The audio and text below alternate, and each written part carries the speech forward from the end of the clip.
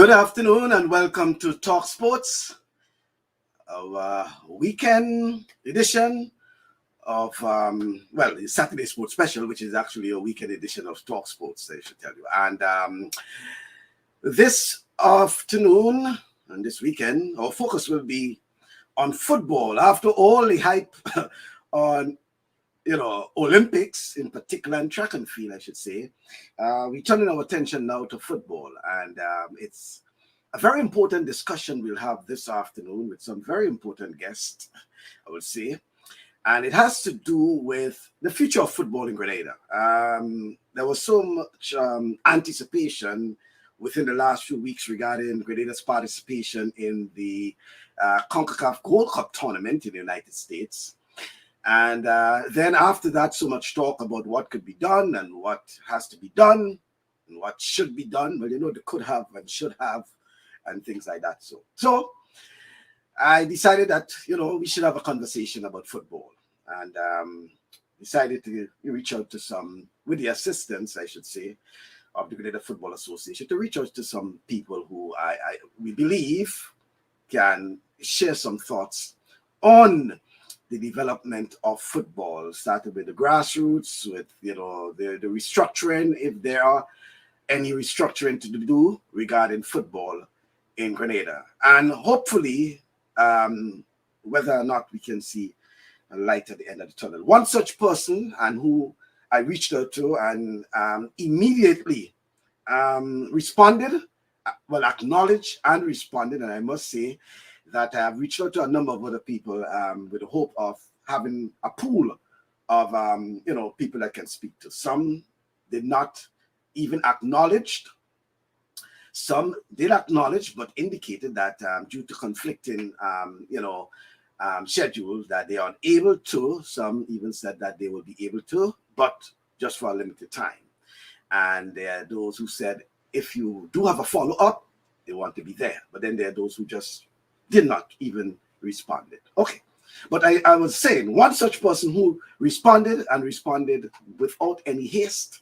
And I want to thank him for that, because it also demonstrates a level of commitment to the sport. Well, I should say to sports, because not only football, I know him involved in other sports. Let me say good afternoon to Jelani Glean over in the historic parish. I think he should be in he's definitely not in Brooklyn. He's somewhere in the historic parish of St. Patrick, right? That's correct. Right. And good afternoon to you, Jelani. And I want to say thanks once again for accepting the invitation and being part of this afternoon's program. We'll have others who will come on later on and who will share that. But as I indicated, it has to do with Grenada's recent performance at the CONCACAF Gold Cup, and even before that, we can say the World Cup qualifiers, right? And we know the public is quick to point a finger, or point fingers, I should say. But sometimes we have to dig a bit deeper and to realize where the problem lies and how we can fix it, how we can move forward.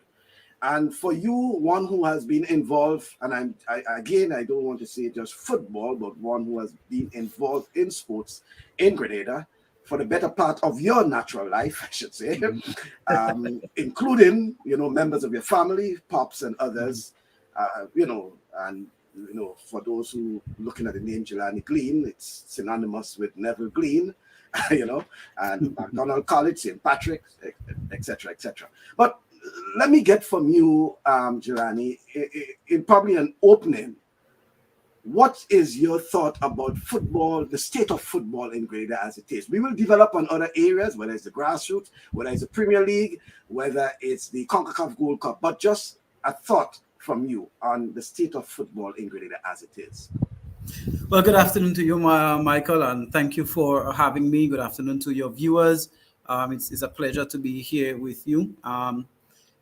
For me, the state of football in Grenada is one of concern at the moment. I think for far too long, we have invested in areas of the football that has not lent itself to future development of the sport in Grenada. locally. And I think the powers that be, no individual finger pointing here, but I think the FA as a whole have lost sight or have not recognized the competition from other areas of entertainment for young persons outside of football. You look back to yesteryears when I was a child. You would find that, on an afternoon time, kids around home to get their homework done, to get to the football park, because that was the entertainment for you. That was the place you go to, to play. And whilst you were a child and you had to play on the side of the field, you still got to see, the local elderly heroes from the communities playing and displaying the mastery of the sport, in practice sessions and so forth, and you aspire to follow in the suit. I think over the last 20, 30 years, we have not recognized that the age of internet and cable TV and TV games, video games, and all of that. A lot of our young persons who may have the talent are no longer even interested in the sport because they believe that maybe they can get some level of success and feel good about themselves playing a game on the TV. If you lose, you just press restart and you start over again. Or in reality, it's very much different. There's a lot of emotion, there's a lot of passion, there's a lot of pain, there's a lot of training that goes into it. It involves a lot of commitment. And I believe that we have not positioned ourselves well in terms of development to really take the football to a different level. I mean, when you look back, we had Shell Cup success before, we've had Gold Cup success before, but not to the level that we are now in the top 4, top 5 teams, in the CONCACAF region. That's where we want to see. We want to see our country moving forward. We want to see our level of play, moving forward. We want to make it to a World Cup. We want to see Grenada play in the World Cup, just as we can turn on the TV now and see Kirani James that we saw training, on Dr. Bell Hill in Gov.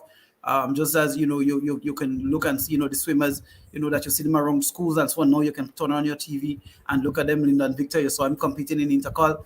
You can now see all of these athletes. Anderson, you can see them competing in the Olympics, in the World Games at that level, and they represent well.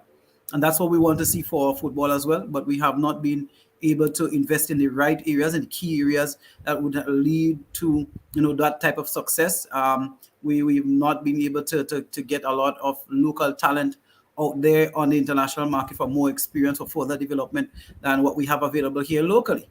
And as such, when you look at, in my personal opinion, when you look at the level of play on the field, even at a local, especially at the local level, it's atrocious. It's embarrassing to a level. There's much more to be desired out of our players.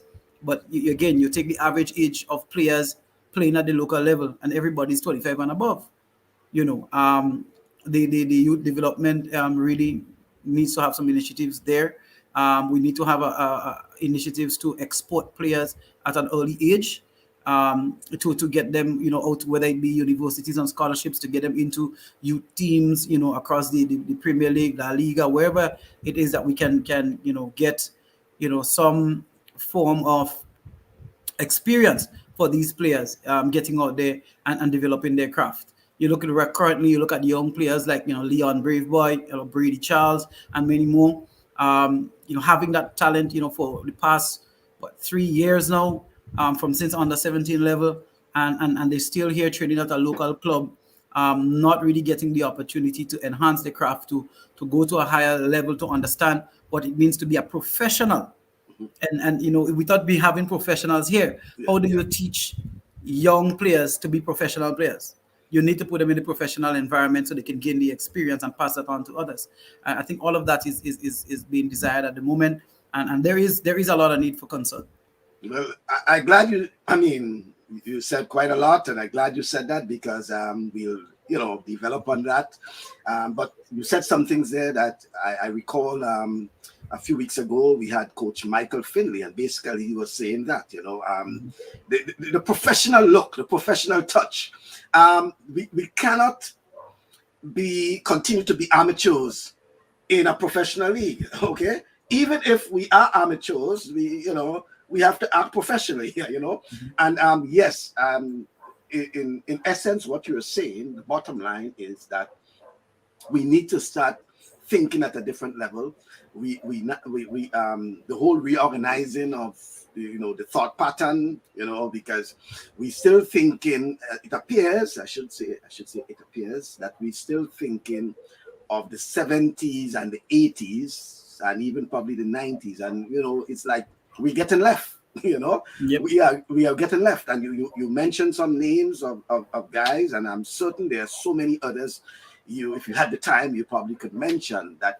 Certainly if they get the opportunity, they will be able to show their true potential. And for you who have been around sports and around football, especially in the outer parishes, for example, because I think you started off by saying sort of incorporating the other leagues and a sort of holistic approach for football development.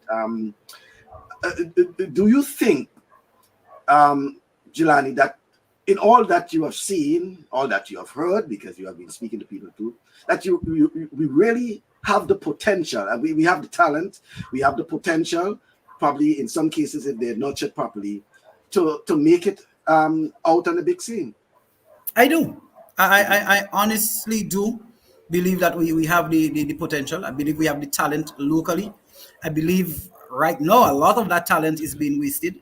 Um, we don't have a system of tapping into the schools in particular. You look at there's still a disjoint between the FA and school football, and this to me is an area that provides a golden opportunity for us to really start tapping and creating that connection between players at a very young age and getting them into organized systems of football, right? When you consider, for example, a primary school child, maximum age should be 10, 11 maximum, correct? So you would find that you could pick up a child from the age of 7, 8 and start directing that child towards, hey, we have coaches in the school that come to help you develop the football and help you play for the school and so on and so forth.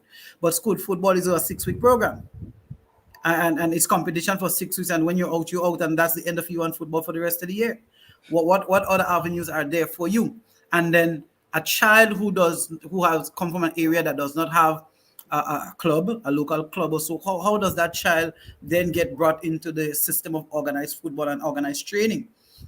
I think there needs to be some link and coordination there now between the FA and the Ministry of Sport, in that regard, to create these synergies so that talent can be detected at an early level.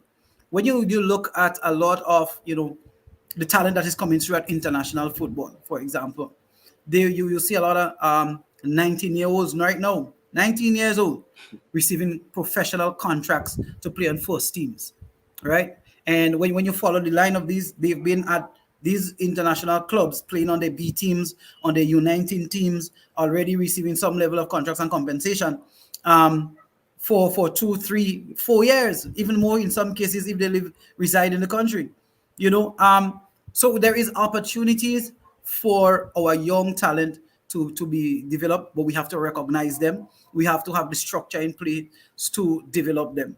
I think sometimes locally we focus a little too much on winning as opposed to what is really important to help us get to where we want to get to, which is the technical and physical development of our players, the analytical, tactical development of our players. We often favor the bigger, stronger players. And no focus too much on the technical skill of our players. And when you look at the display on the field right now, this generation of players seem to lack technical skill a lot. And if you look at the Grenada team playing in the Gold Cup, that was clearly on display. If you don't have the technical skill, then your time on the ball is less. Your reaction time to respond on a defensive side of the game is also less. You already at a disadvantage just based on your ability to control and pass the ball. Mm-hmm. Yeah.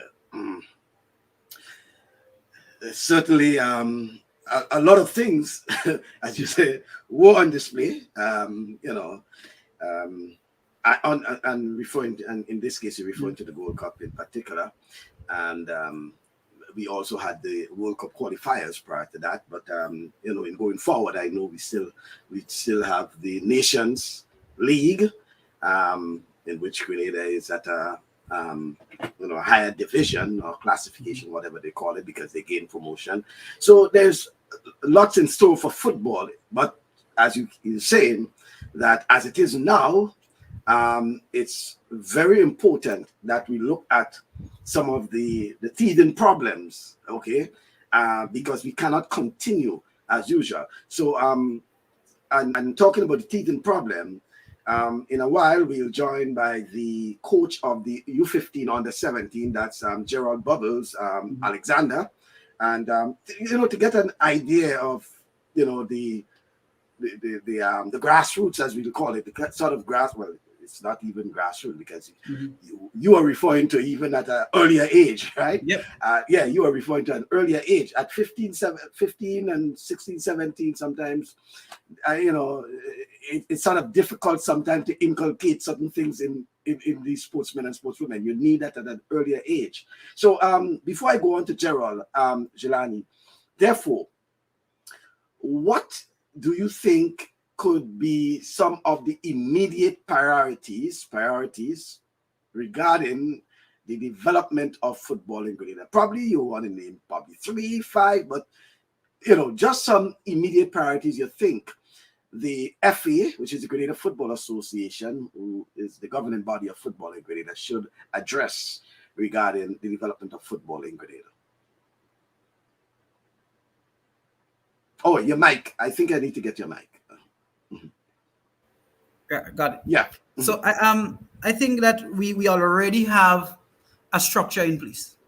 I think that we now investing in the right areas, but we seem to lack a commitment to executing on those plans. And by that I mean we have now a national coach who I believe should be implementing a system of football that Grenada is trying to play. In doing so, we can now break down the elements of that at different age groups. So at senior men's national team, players should be able to do A to Z, right? At U23, they should be able to do A to P. At U19, they should be able to do A to, whatever it is. And as we continue to break down, so by the time you get to U15, you may be only doing A to E or A to C. U17, you go A to GH. And as you build, you go up and you add more things in, so you develop the player. But what we've seen for a lot of years is that there's a different coach at every different level of the football. Each coach is playing a different system based on the players here we will have selected. So therein already you have a problem. If we're trying to play a particular system of football, then what system is going to be feeding into the system at the top? You now need to have players being developed to support that system, and therefore all the different levels should be playing in a manner to support that system, and should be developing players that would fit into that role and that system and have the physical prowess and so on that is required by the coach for what system he's trying to implement.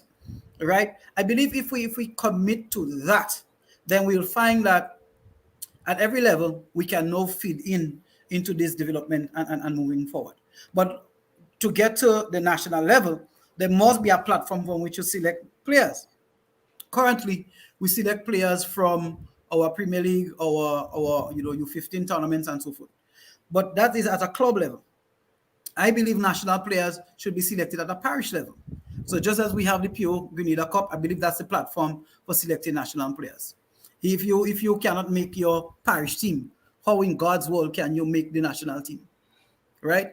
And therefore it gives more importance to all of the other players to say, hey, if I want to get selected onto the national team, if I want to have national team opportunities or professional opportunities in the football, I need to get onto my parish team. To do so, I must perform well at my local league and my local level, and so moving from your club level to the parish level, you know exposed to a more elite type training at your age group, and then compete at a higher level with more skilled players. You see, part of the problem with the competitions we have currently, especially with the conference league in particular, you have one or two okay clubs in each conference, in 4 conferences, that typically dominate the conferences, playing against subpar competition from other clubs that should literally be in a second division. So you qualify out of that, being the naturally stronger club, and you then move into a knockout competition, which means you're going to play 2 matches against a competition from a club that you haven't played against, you haven't seen play, and you play 2 games and you're either in or out, and you move on to the next level. How is that going to help you and your players develop? Whereas if you had those same 2 clubs from each of the divisions, which is 8 clubs, now participating in their own league as the first division used to be, then the competition among those clubs, there's a saying, iron sharpens iron. And the competition among those clubs will be much more competitive. And therefore, you would find that players need to raise their levels naturally, because you cannot take any game for granted, at that level. So we will see that coming through. I remember the days gone by, no Premier League club wanted demotion, because when you were demoted, you were not guaranteed to return to the Premier League the next following year or 2 years. So, you always wanted to remain in the Premier League if you're in there, and therefore you had to compete at that level to maintain yourself there. So I believe, like I said, we have the structures in place. We have the elements in place. What we do need is we need leadership, and we need commitment to plan and commitment to execution. Once we can do that, I believe that we will see development at each age group. And in the last part, I think that is missing in our football, not to run on too long here, is we need some element that is going to help our gifted players to now start exporting some of that talent for further development, whether it be to universities, whether it be to MLS teams, whether it be to, the English Premier League teams, whatever it is. We could get 1 or 2 players going out to, but we can't wait till they're 20 and 21 years old, because, they're still lacking out a lot of that technical development. We want them to go between 14 and 18. Between 14 and 18, that's the age group we need to be getting players to get out there, to get the additional training in addition to the schooling that they need to help them develop. So if it means the FA gives a scholarship to 2 players annually, we send them to the UK, they train with Chelsea under 15 or under 17 team, and we help them with the school, give them some assistance for schooling and so forth, so they can go to school, they can live in the UK and train. Then we can say we're developing players for the future. Then we can say, no, okay, when we can turn on our TV and see Grenadian players playing for international clubs, we can now say, yes, we are bringing in for our foreign-based players, not just players that have allegiance, have ties to Grenada, and playing in second division leagues and so forth, which is really not leading us anywhere. Well, all of that will tie into the development of football, the holistic development of football, including the club structures and all these things, because for some of what you want to happen there, it also boils down to having proper club structures and ensuring that, clubs where these players coming from can also benefit, because you don't just want to send a player here everywhere, and you don't have a system in place where if he is successful, that the club is not benefiting. The club should benefit, and other players and things should be benefiting as well. So that's very important. So let me go over now to a very critical part of this development process, albeit it's not the grassroots per se. It's an advanced stage of the grassroots, but the under 15, under 17, where Gerald Alexander is the coach, and I want to bring in Gerald into this discussion there and say good afternoon to you, Gerald. Afternoon, Gerald. Yes, good afternoon. Well, I wish I can probably see your head and your entire head. Yeah. Yes. So as part of the conversation, as we're saying, and thank you for joining us. And Gerald is actually, I think, in the headquarters of the FA. So he is, I believe, just coming from a training session, if I'm not mistaken. Gerald, so tell me, you may not have heard everything that Jelani had said, but we were looking at some of the problems. What he did first, identified some of the problems, and then he also went on to, in his view, how we can address some of these problems. But important enough, the under 15, under 17, critical for Grenada probably in the next, 5, 6, 7, probably 10 years in terms of feeding the national senior team with quality players. How important is your role? And tell me what it is you are seeing now in terms of talents at that age group, and how you think the future of football looks for Grenada. Mike, yeah. As to the football, I have a whole mentor that was able to work with from CONCACAF. He always says, not a problem. We have challenges. Problem seems to be not a good term, but challenges. And me and my area are the 15s. Primarily, I'm the head coach at the 15s and assistant to the 17s.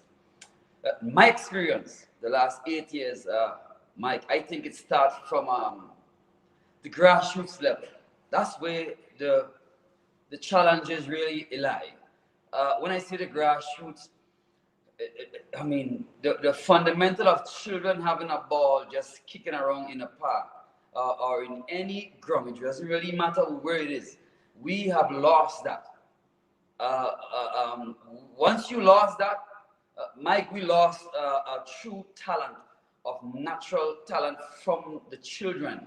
What we find lately, we have a lot of academies and a lot of clubs or schools, whatever you want to name it. And you see a lot of coaches are involved in coaching the kids at 5 and at 6 and at 8. And my opinion is kids don't need to be coached at that age. Kids just need to give a ball and see the play. Let them jump over each other's foot. Let them learn to dodge, to do whatever they want to do. Be their own referee, be their own coach at that game. Well, as a matter of fact, they're actually going to be coached at a grassroots level because the game itself, the game they're going to play will be their coach. Instead of we having coaches standing there saying pass or saying to dribble.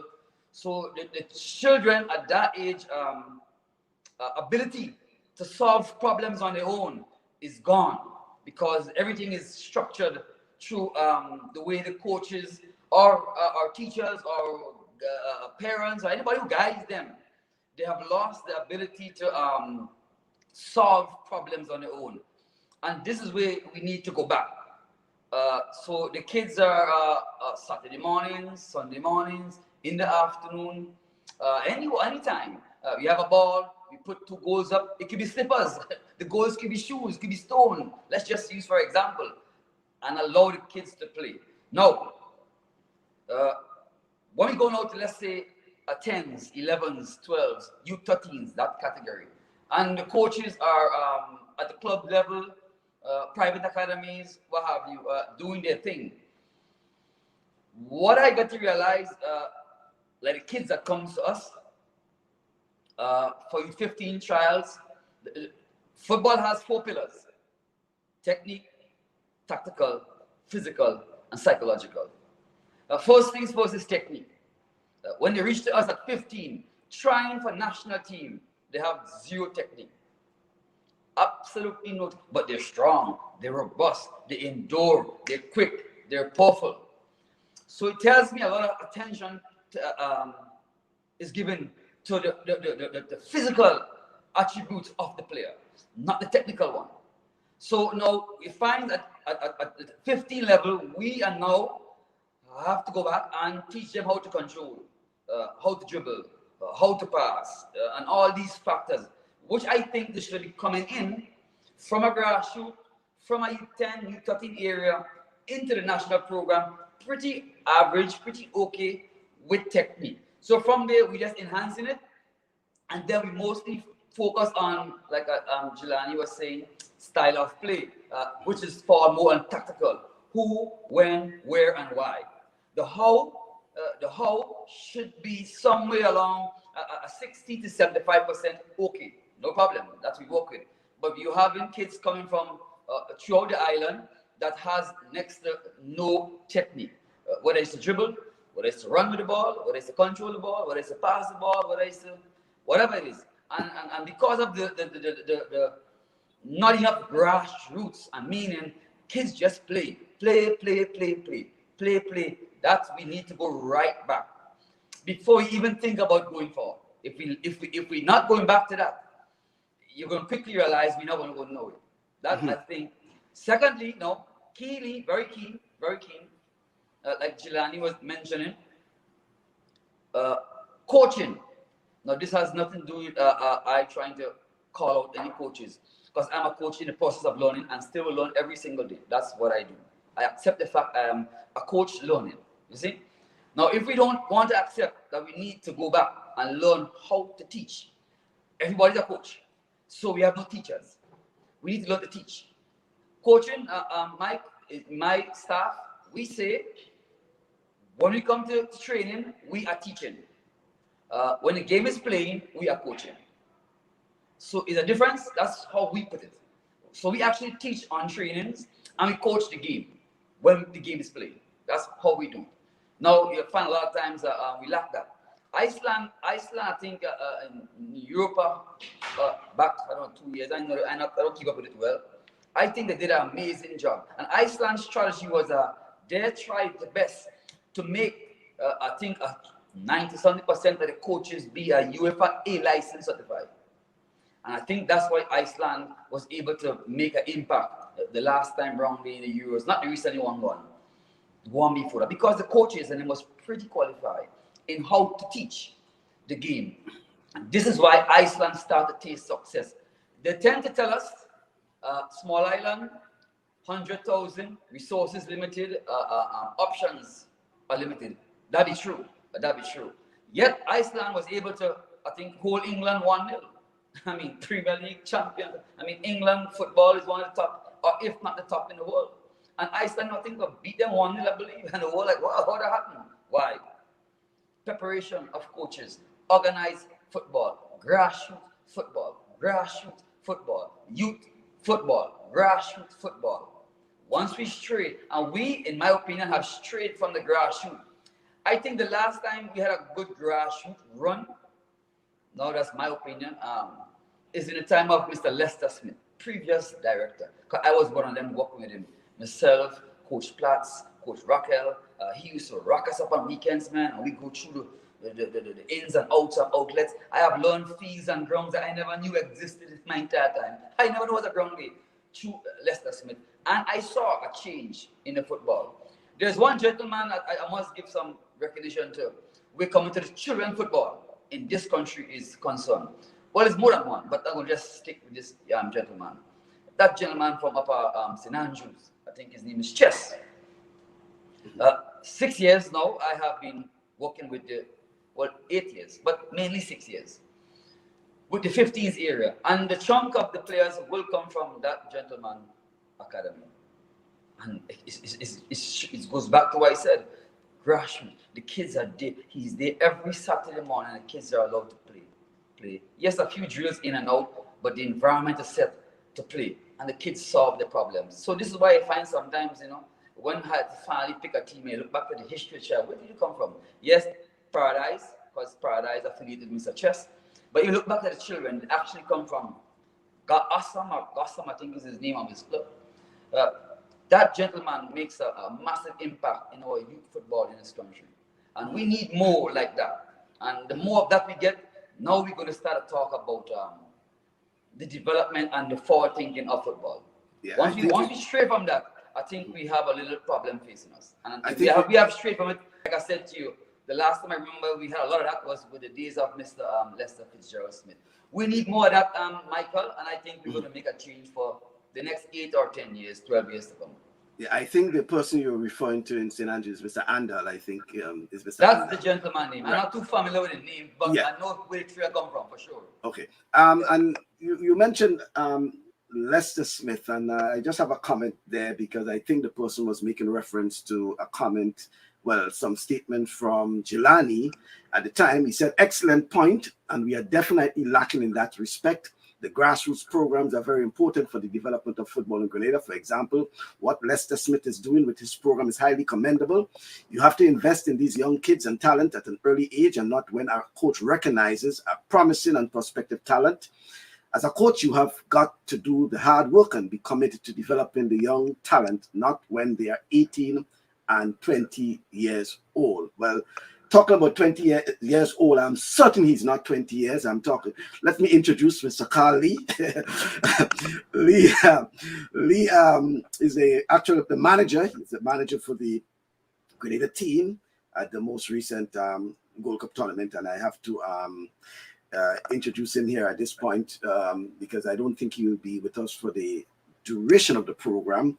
And it seems as if he's somewhere remotely as well. But good afternoon to you, Carl. And first off, as Jelani did, what I want to get from you in probably a nutshell is your thought about the state of football in Grenada. And as manager of the football team, you will have a hands-on view really on, the sort of talent we do have at the national level, okay? Because you have been around the players.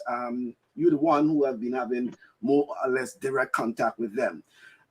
Give us an idea of the state of football, what you see comparing when you're with the national team at home, when you're in the national team overseas, the state of football in Grenada, Carl. Good afternoon, Michael, and your guest, Jelani and Bubbles. Well, for me, the state of football in Grenada, compared to probably 10 years ago, we have seen some improvements with our players on the national team. Over the years, they have been the same consistent set. In the last 2 years or so, that we have seen a shift where we actually having more of the U20s come on stream. And earlier on while I was here, comments were made as it relates to the grassroots. I think we have seen some improvements with our U15s coming up, but I think more emphasis and effort needs to be placed in our U10s, U13s, because we are slowly seeing a shift where we have the probably U20s coming in, and we hardly seeing persons to take their place when they leave. So I see we have some improvements in terms of the coaches, the staff, administration-wise, but I still think we need to do some more programs. I think we have a lot of preparation for events, but we need to stick to more programs where we have a consistency in training, competitions, etc., as we go into looking forward to the next Gold Cup as well as the Olympic qualification.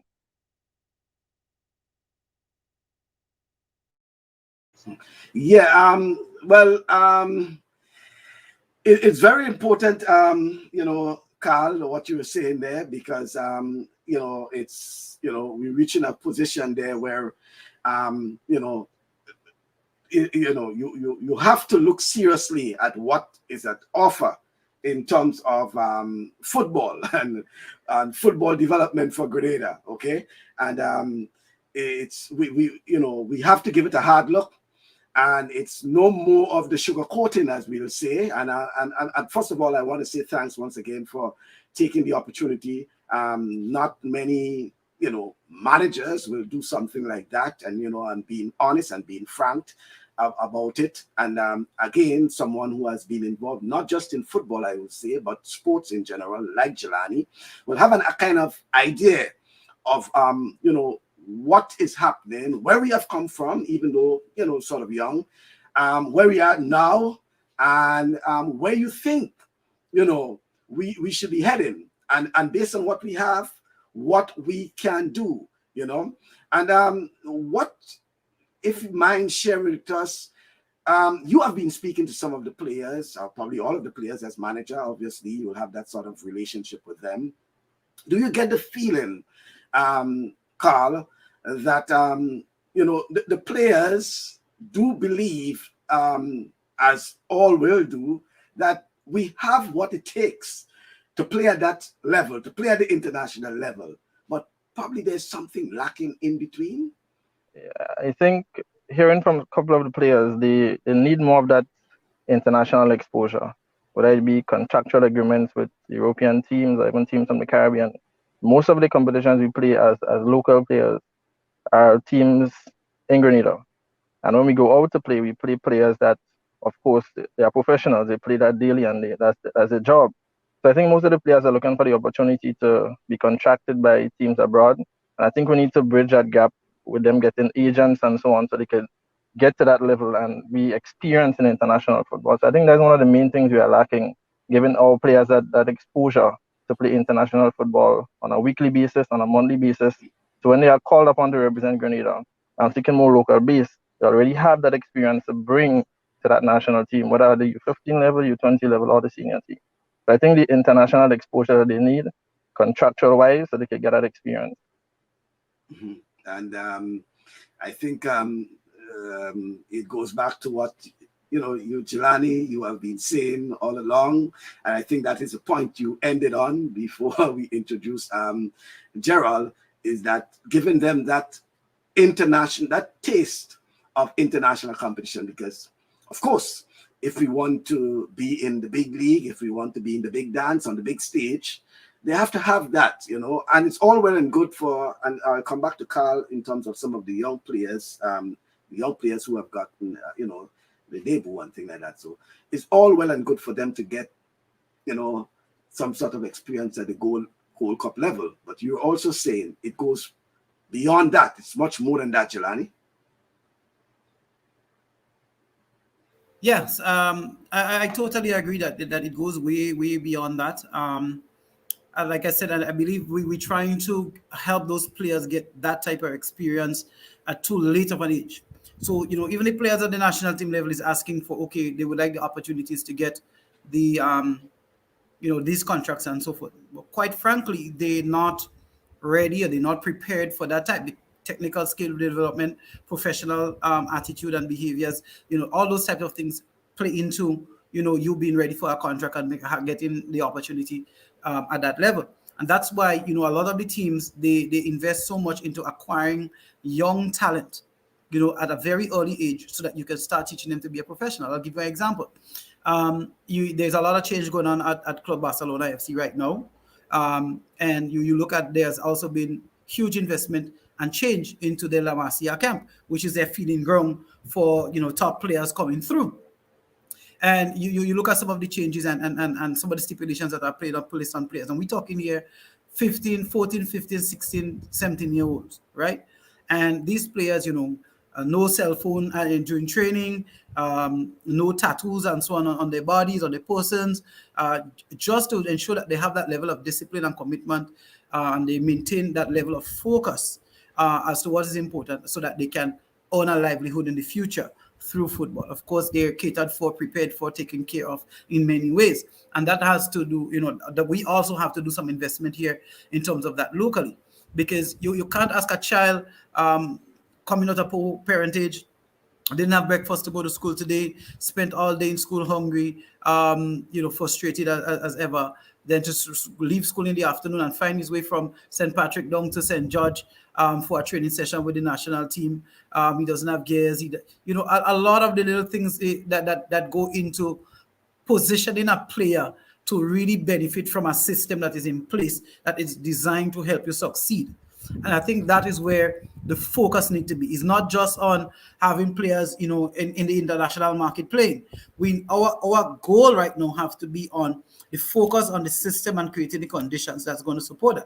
Now, that is going to require some investment from the FA. It's going to require some investment from our local businesses. It's going to require investment and commitment from parents, from clubs, coaches. All of that comes into play at that level so that you can have later derive the level of success that we are looking for. But just getting to the national team and getting the opportunities to play in an international tournament does not give you that. And frankly, when you look at the CONCACAF teams on the world stage, where do they rank in the top 10?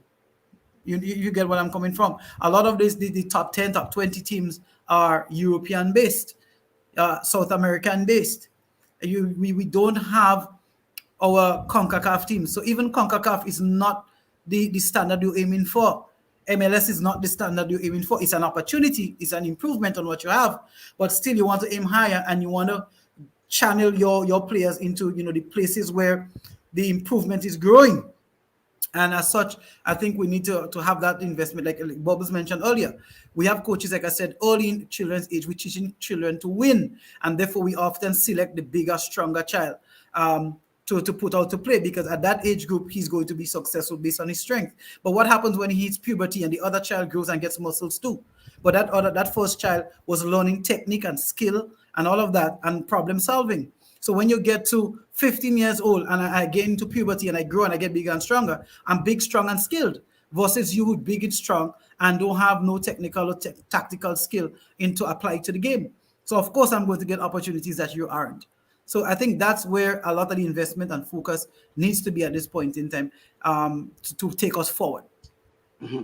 And Carl, the opportunity for quite, well, I shouldn't say quite, but a few of our locally based players, come to think about it, I think Benjamin is one who I thought got an opportunity and took it, even though he's young, So when you look at that, tell me what it is you're seeing regarding the future of our young players when given that opportunity, albeit it doesn't necessarily have to be, as Jelani says, the CONCACAF Gold Cup. But you believe that this is the right decision and probably in the right direction in terms of giving these youngsters these sort of opportunities? Yeah, and I agree with Johnny. I mean, we need to start at that age of 14, 15 to get them more than once clubs outside are interested in them. But we need to organize that program locally at the FA standpoint. But I know when a couple of players from different clubs get the opportunity, then sometimes they go to the JFA for financial assistance for that player to go out. But if you don't harness the Benjamin, the Keyshawn Clark, the Trishan Thomas, and so on right now, and to get them at least a proper foundation in one of the European teams or clubs, as Jelani was saying earlier, then they're going to get to 23, 24, and they'll be still in Grenada playing for the Premier League teams. So I think we need to develop a structure locally where we have that pool of players ready for that feeding program. So when they are requested, somebody requests a 15 striker or defender, we have that pool of players that are training consistently, and we can get them out there. Now, I think later on in the year, we have a U20 competition coming up. And we had, prior to leaving for the Gold Cup, we had about 6 to 10 of them part of the senior national team training. And they have been training for about 6 weeks. So they already understand the culture of the national team, the senior team. And I believe you should have a good showing of the U20 competition coming up soon. So I believe, and I know off my head, I know there are 1 or 2 players, Benjamin included, that has gotten a nod from a couple of the overseas clubs, but where do we go from there? Who assists Benjamin Etienne, whether it's Keyshawn Clark, etc., of making a decision? Who guides them? Who vets the club that they are going to ensure that they get that proper training? And what is it for Grenada, for the club they are from? So I think there's some work to be done, as Jelani was saying, and not necessarily directly with our senior players, but starting at the U14, U15 age. And there is some growth to be done, but I think we have a bright future ahead with those young 20 players that we have. But going back to the bubbles earlier on, we need to start at a U13 age. Mm-hmm.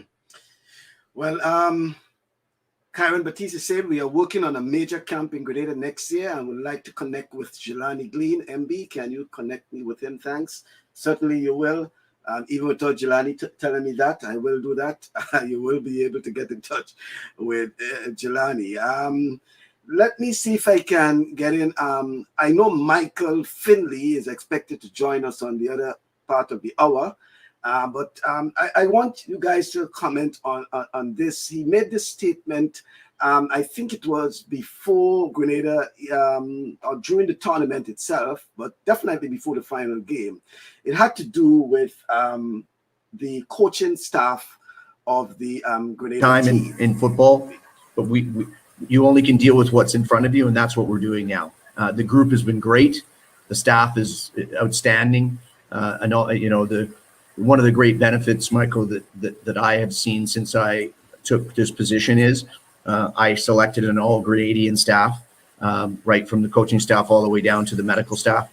I didn't bring anybody with me because I felt very strongly that this is also about a Grenadian answer, and it's about Grenadian football rising and instituting a much higher standard in terms of what they're doing domestically, and also servicing their national team internationally. And I've been incredibly impressed and thankful that I've had the people around me that I have had, because they're excellent. They're all professionals and they're very good at their jobs. So that's helped alleviate and mitigate a lot of the challenges that football presents us.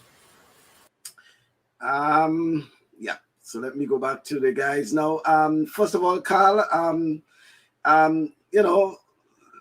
it's very rare that we see that in international football, that what we call a foreign coach coming in and without his coaching staff. Normally he carries his entire staff with him. In this case we have Mr. Finley ensuring that his coaching staff, his entourage, is basically locally based. It should have been a relief to not just the Grenada Football Association, but football in Grenada and even at the national level, because it's more or less empowering our people for that level of administration and management of football. Carl? It is. I mean, he came with a structure. He is well organized. Plans way ahead. Gets everyone involved. My only thing here is passing on of the information from the present coaching staff, which obviously is locally based. They have the information. He's keen on recording. He's keen on planning prior to. I trust that the coaching staff will pass this information on, starting with the clubs, and of course the different clubs throughout Grenada. I think on staff, he had about 4 persons associated with different Premier League teams. So it starts with them, and they can pass on the information. He has everything done. As I said, it's pretty structured and organized. So I would trust that information that is being shared will be passed on, because I don't think Michael Finley will remain in Grenada for all the remainder of his years. So when the chance comes for locals to take up that mandate, I believe they are well prepared. My only concern here is that if they are willing to pass on that information, and that what has been given to them and us. Yeah, good point you make there. In truth, in fact, I only start thinking about it now that you're saying it, in terms of gaining the knowledge, but not just gaining it, but passing on the knowledge as well. And I'm glad Gerald is there, because Gerald, what you made of that comment from Coach Michael Finley, in terms of ensuring that he has an entourage of local officials, down to even the medical people as well.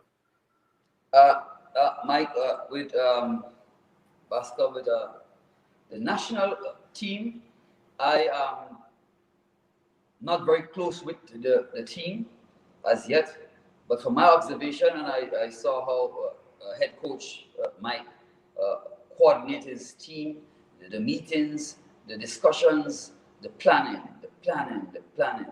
I think he is doing an amazing job. And like Lee said, he will know more than me, but I can tell he's definitely interested in the development of the coaches that he's working with. The Modest, the Jake Rennie, the Desmond, even Lee himself, the manager. Sometimes I end up popping in the meeting sometimes, and just probably to ask a question, and realize those people are well organized, and it's hats off to the head coach that he's able to work around with the local coaches, giving him that experience and the time to be a part of what his whole process of development of Grenada football at the senior level. So I think they're on the right path, and he's doing an amazing job. I really saw a big difference in the approach of the whole entire staff from the time the head coach got here to, like Mike said, Lee said earlier on, just a while ago, he mightn't be here forever. And truth be told, we know that everybody moves on here and there. But what is very important is knowledge is to be shared. And he is sharing that knowledge and experience with our younger coaches, who I think, in my opinion, couldn't do the job because they have the connection with the players really good. Now they're going to benefit from all his knowledge and hands-on experience that they've just been through, and they're going to go through more of it. So I think it's an amazing job he's been doing. Mm-hmm. And Jelani, with all that you have been saying there, in terms of the grassroots, the whole development, that aspect is also crucial. It's a critical aspect of the development of football, the coaching, and which to some extent will give it a professional look. Whether or not we do have the coaches, well, Bubbles is saying we do, but whether we do have the coaches that can, show us up on that international stage. For me, and this is a personal opinion here, for me right now, irrespective of, we could probably have Mourinho, Jurgen Klopp, Pep Guardiola could come in to be our senior national team head coach, and our performance is not going to improve that much.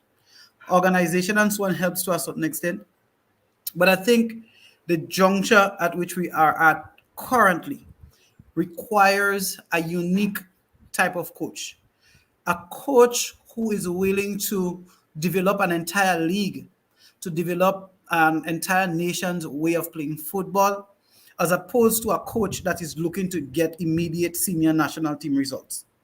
And I think the FA and the publicity that goes along with that needs to communicate to our football fans that we are in a transition stage. We are in a stage of getting it right, and judge us in the next 5 years. I think that's kind of the state we are at. I've had conversations with Coach Finley as well. We've been fortunate to do that, and he seems pretty well organized and so on. He also seems very much interested in passing on knowledge and growing experiences and so forth. But I believe that he will need help in that regard. So let's say, for example, Carl, who is the senior teams manager. This is probably Carl's first stint in that realm. At that level, the experience would have been great and fantastic for him. But does Carl have to keep on learning on the job and only on what Mr. Finley can pass on to him? Can we get Carl on a 3-week internship at a Chelsea under-20 team where he can go in and watch the team work and observe and ask questions and learn and so on, and come back and pass on some of that knowledge to our local persons?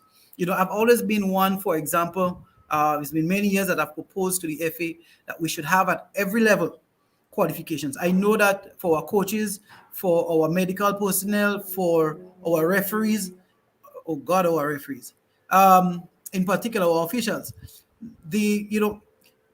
if we set the standards locally, then we can start growing coaches and so on from those standards. And then when they get to our plateau, we can now start pushing them into some of these FIFA programs, and there are universities offering football management scholarships and so forth.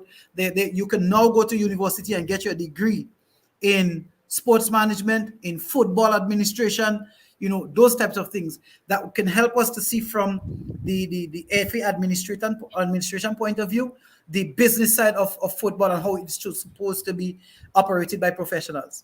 We can see from the coach's point of view, getting the knowledge yourself and then learning how to teach that knowledge, right?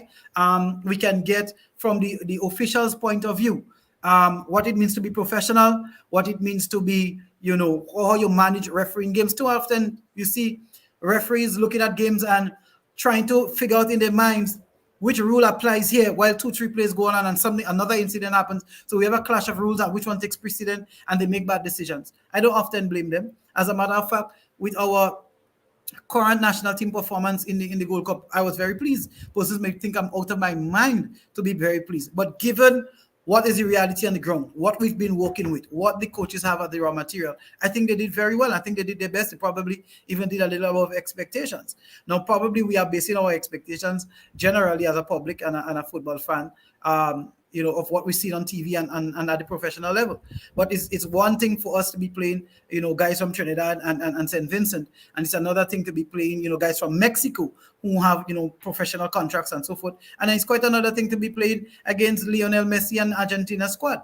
There are different levels to this, and we have to understand where we at this point in time, make our assessment, have our plan for where we want to get to.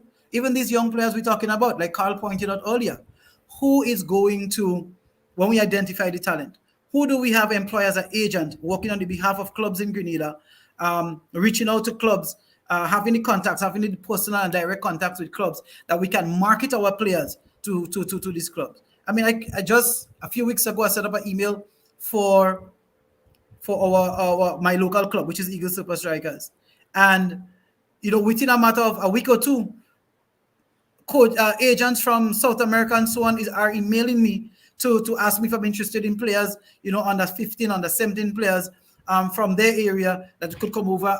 All we need to do is provide housing and a small stipend for them to live. Just by me setting up an email and somebody already having that in place. So who do we have working on behalf of our clubs? Because individually our clubs don't have the monies to do that for themselves. Who do we have working on behalf of our clubs to ensure that we have contracts that when our players go out, that the local clubs benefit? There's value assigned to our players, that we are marketing our players, we're recording them, we're putting them, we're pushing them to different clubs and so on, and showcasing them out there so that, to catch the attention of some of these international clubs. And we're not talking only of the large and huge clubs. There are a lot of clubs in Germany and the Dutch league and all of that. Let's get our clubs, let's get our players, these opportunities. I'm glad you mentioned some things there. Sorry, but I was taking some notes because I don't just talk, I take notes and then go back, and think. But it's important because I think the president was speaking about some of those things, and it comes as part of the club licensing and all these other things as well. But I want to read 2 comments, and then I will go on to something that may seem a bit controversial for now, but I'll play a recording and then ask you guys to give your comments on that. I know Carl has to go shortly, and Coach Michael Finley should be coming on shortly as well to give some comments as well. But let me go with some of the comments here.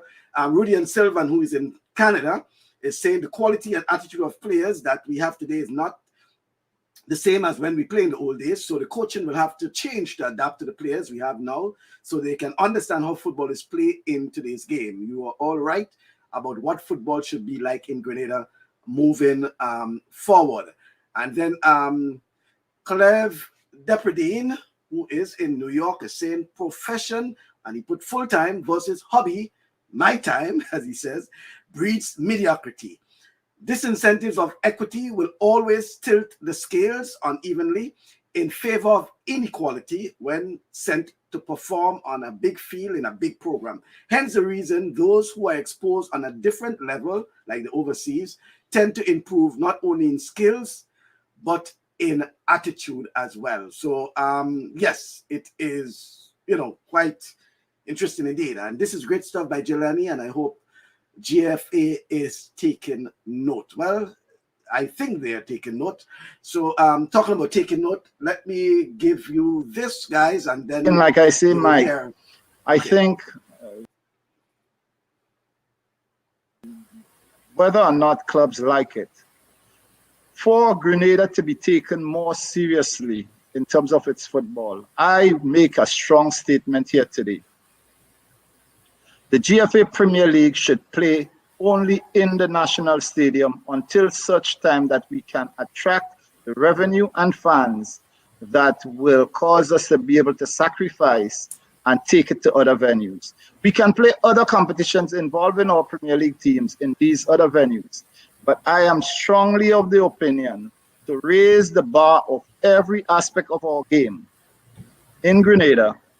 We should consider for the next 2 to 3 years playing all of our Premier League in one venue, which is the National Athletic Stadium. I know, folks, this may be a bit controversial for some, but certainly Mr. Joseph has his opinion, although he's carrying the title of president of the Grenada Football Association. No doubt, I know this may not go down well for some folks, but this is what he said, and I think there is another section to that which I want to give you a piece of, as I see Michael Finley is joining us. But let me see if I can get this section there with that new section with Chenny Joseph. Yeah, let me get it. It allows for the greatest level of organization from a GFA perspective, which gives practice to many people with regards to opportunities beyond Grenada, whether it is match commissioner, venue coordinator, security officers, medical persons, the rest of it. Secondly, it gives the players psychologically a higher feelings about the importance of the games they are playing, because now they are marching out on the field, they are walking out to the anthem, they are seeing fans well seated, they are playing in the best playing surface in Grenada. And more importantly, if we can film these games too, they know there's an opportunity for them to consistently play well, and hopefully one of them get a chance to play beyond our Premier League. These are some of the reasons. Additionally, there is a revenue opportunity for the GFA, not only from gate receipts, but there's also a revenue opportunity in terms of us being able to go to corporate Grenada and say, hey, can you join with us? Here is an opportunity for you to sponsor the tournament, to have your banners out there, for us to have player of the match, for us to have player of the week, or for us to have player of the month. You know, give special recognition to these. Also, it gives our little ball boys, as well as our U13, U15, U17 players, an opportunity to go in one venue and be able to see some of our best footballers. And these are some of the reasons. I know I could tell you a lot more. So that was the president of the Grenada Football Association, Mr. Chenny Joseph, not speaking as the president per se, because he wasn't speaking there in his capacity as, but obviously he carries the title of president. You know, as a former footballer, I think in that regard, I think he was speaking as a former, national footballer, etc., etc. It's not the views of the Grenada Football Association. It was just his suggestion, and the first clip is basically where he was suggesting that the, Premier League in particular plays at the National Stadium. Then he comes back and he gave reasons why he think it should be played there, I think, in terms of clarity. And then even went on to expand later on to saying what you need to do also is to strengthen the other leagues, so that instead of the Premier League, for example, a team may only play probably 3-4 matches, well, just using an example, in the other leagues, you have the opportunity where you can play more, whether it's a knockout, etc., and they can play it at the other grounds. Now, as I said, Coach Michael Finley is standing by, but before that, I want to give the opportunity to some of these folks to give their comment on that, because it's sort of local based. And starting with Carl Lee. Carl, what's your thought? And again, folks, you can have different views. Remember, you're not speaking there. Your views is not that of as in Carl's case, the manager of the Grenada football team. Your view is that of Carl Lee's view. It will be different to Jelani's view, which will probably be even different to his club's view, because it's certainly something that you haven't discussed with your club as yet. So what I'm trying to get from you folks is just your personal view about the statement or suggestion by Chenny Joseph regarding the Premier League in particular being played at one single venue. Carl? For the latter video with the opportunities that are there when competitions are held in one venue, I agree with. If you look at in Trinidad and Antigua and Jamaica, I think all of the highest football is played in one venue. However, going back to the first statement, where I think it was pitched before that Premier League games will be held in the stadium, but I believe culturally, clubs played at their home grounds, whether it's in Chantimel, whether it's in Guave, Grenville, etc. And I think what was lacking was a proper dialogue between the FA and those clubs as to how we are going to go about having those competitions in one venue. There are a lot of information that was missing as relates to transportation, prize monies, gate receipts, etc. And I don't think clubs I don't think it genuinely doesn't want to play in one venue, but I think it's the dialogue that was missing, communication aspect of it as to how you would go about doing that. I mean, I believe that we should be playing in one venue for all those that the president mentioned and even more, for visibility, sponsorship, players getting recognized, officials, match commissioners, etc. But there needs to be proper dialogue. There needs to be a open house where people voice their concerns and look at the pros and the cons and see why that competition needs to be held in one venue. So I think what was lacking is that proper communication, because culturally, every community look forward to the team playing at home. So there needs to be buy-in to those things before we actually say, yes, we played in one venue. So it will take some time. It will take some time. So I think what needs to happen is proper dialogue and communication with clubs, with the communities, and then we could probably say, yes, we are ready to have competition in one venue. Mm-hmm. Okay, well said, Carl. And Gerald, again, your personal view on the comments made by Mr. Joseph? As to the Premier League and the FA clubs, I am not affiliated to no club in no way. Now, truth be told, having it in one venue, as explained by the former footballer, Shenny Joseph, as to media broadcasting, as to reaching out further outside it through some sort of a media able to showcase the football in Grenada, I think to really help the clubs themselves also develop. But however, having, when I go and watch a game, I like to watch a little game by Tantine sometimes. I like to go up in Paradise. Just let's say I go in the Hurricane Ground. I enjoy that, you understand? Other than just find myself confined just to the National Stadium. I still like to go outside. And, these clubs will need their home, games advantage to themselves. But remember, clearly, it is about thinking forward and for the forward thinking of the development of the game.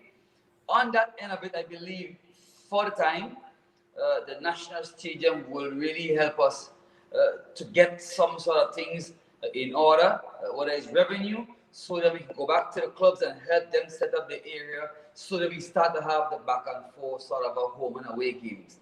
It's not a bad decision, but like I said to you, I am not affiliated to the clubs and I don't really have that, experience to really talk with the clubs as well. No. All right, well, it's not so much a decision, but it's really a suggestion, But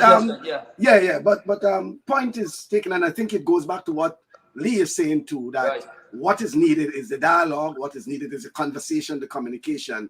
And I think if they do that and probably can sell it to the clubs and the clubs can understand the thinking behind it.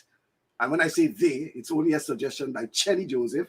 He now has to probably put that as a suggestion as from the president to the executive, etc., etc. Well, whatever it is.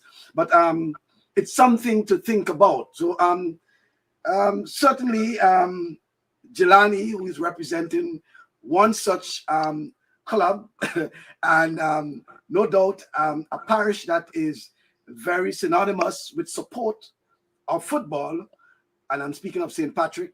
Jelani, what's your personal thought regarding such a suggestion again?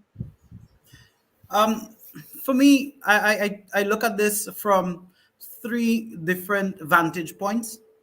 First and foremost, from the vantage point of administration, coordination, generating revenue for football, displaying our football. And I think having competition at one venue, a venue that can provide for security, for media coverage, all of that, it's a plus. And that is definitely the direction we need to be going. I believe that our top level of football should be the avenue for displaying that, and that should be the media through which we try to also promote our game throughout the wider region and so forth. That's from the administrative vantage point. From the club vantage point, there is a lot more investment that is required and a lot more adjustment that is required to playing games at the National Stadium in particular. We could assume that that's where the games are going to be taking place. So, for example, a club coming from St. Patrick's, coming to play a match in the stadium, needs to get there 2 hours in advance. That means you need to leave at least an hour and a half to 2 hours in advance of that. So you're talking about 4 hours before your game start. You're traveling, right? Which means now club have to provide lunch. They have to provide some dinner or so for players. Persons, Premier League games play on a weekend, which is usually the time, if you're working, you are working person. Saturday is your only day to get remuneration. Keep in mind that we do not have professional players. Players are not paid to play football, and is part of the commitment to the sport, passion for the game that many of them play. And by the time you get up Saturday morning and you utilize to do some washing, going to the market, getting to do something in your garden or something around your house, half your day is already gone and you're late for your match.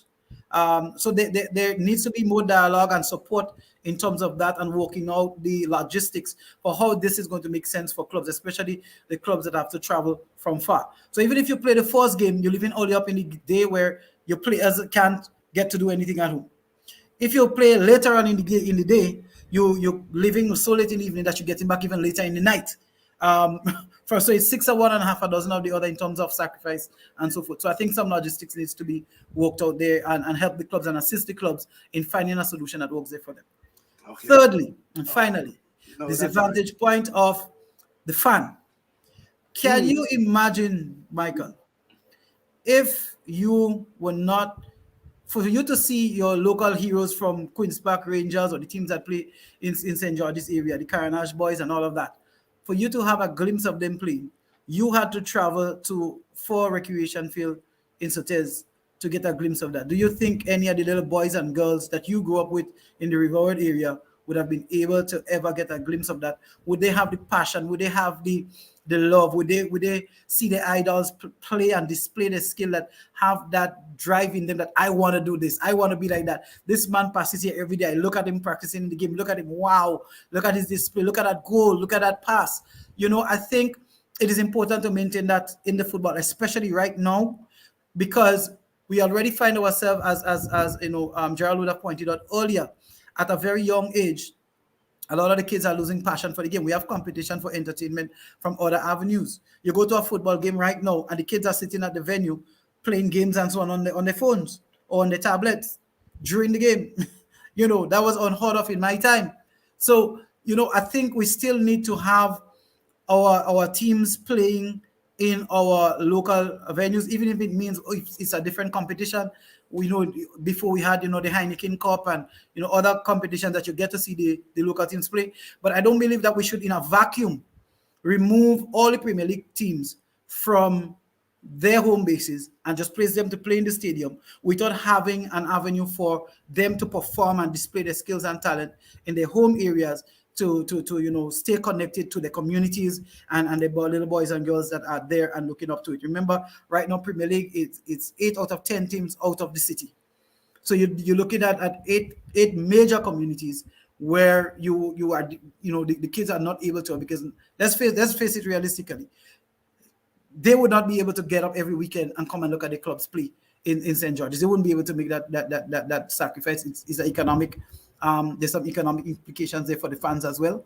So, we have to be considerate all we are wrong. I think it's our highest level should be displayed there. So maybe right now it's where the parish tournaments should be playing and should be managed in that way because it's parish tournament. But for the Premier League, that should be also the direction we're going into. But like I said, we have to work on the logistics with clubs, and we also have to have a replacement tournament so that the same clubs can be on display within the community at the community level itself, so we maintain that passion. Okay. Well, some comments were coming in, and again, saying that if that is the suggestion, then as the Chenny was saying, then you need probably to strengthen the other leagues, restructure, I should say, the other leagues.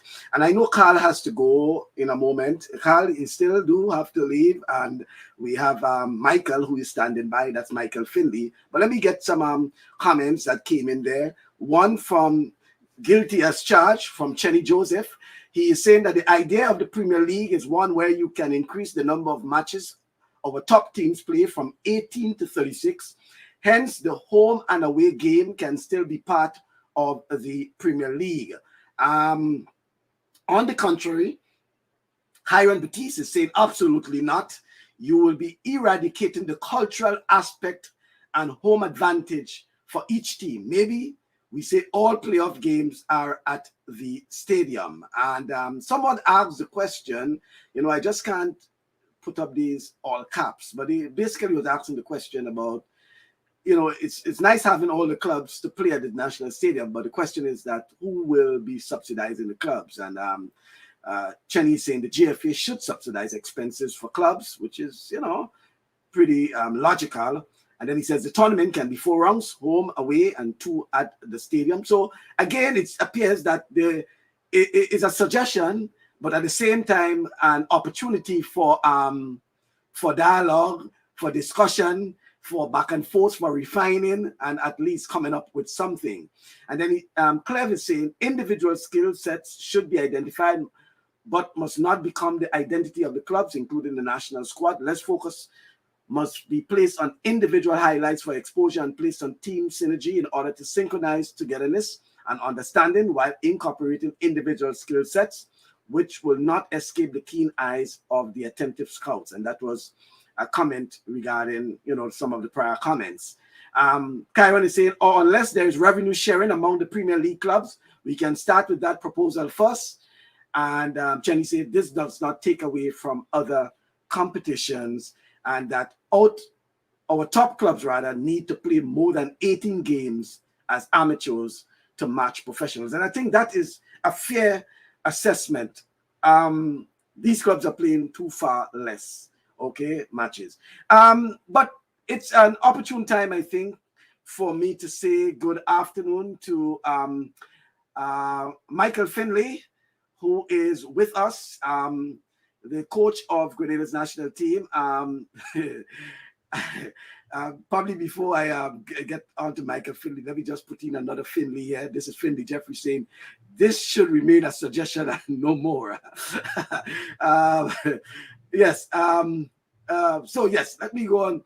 Michael Finley, the coach of Grenada's national team. And Michael, you have been listening to a lot, and I'm sorry you didn't hear what Carl and Jelani and Gerald was saying, and what they were saying regarding your involvement with the national team, what they have seen, well, in terms of Carl, his experience, and for Jelani and Gerald, what they have seen. They have seen that level of professionalism with the team. It's just a start, and they're hoping that it can transition into even the clubs, even at the club level.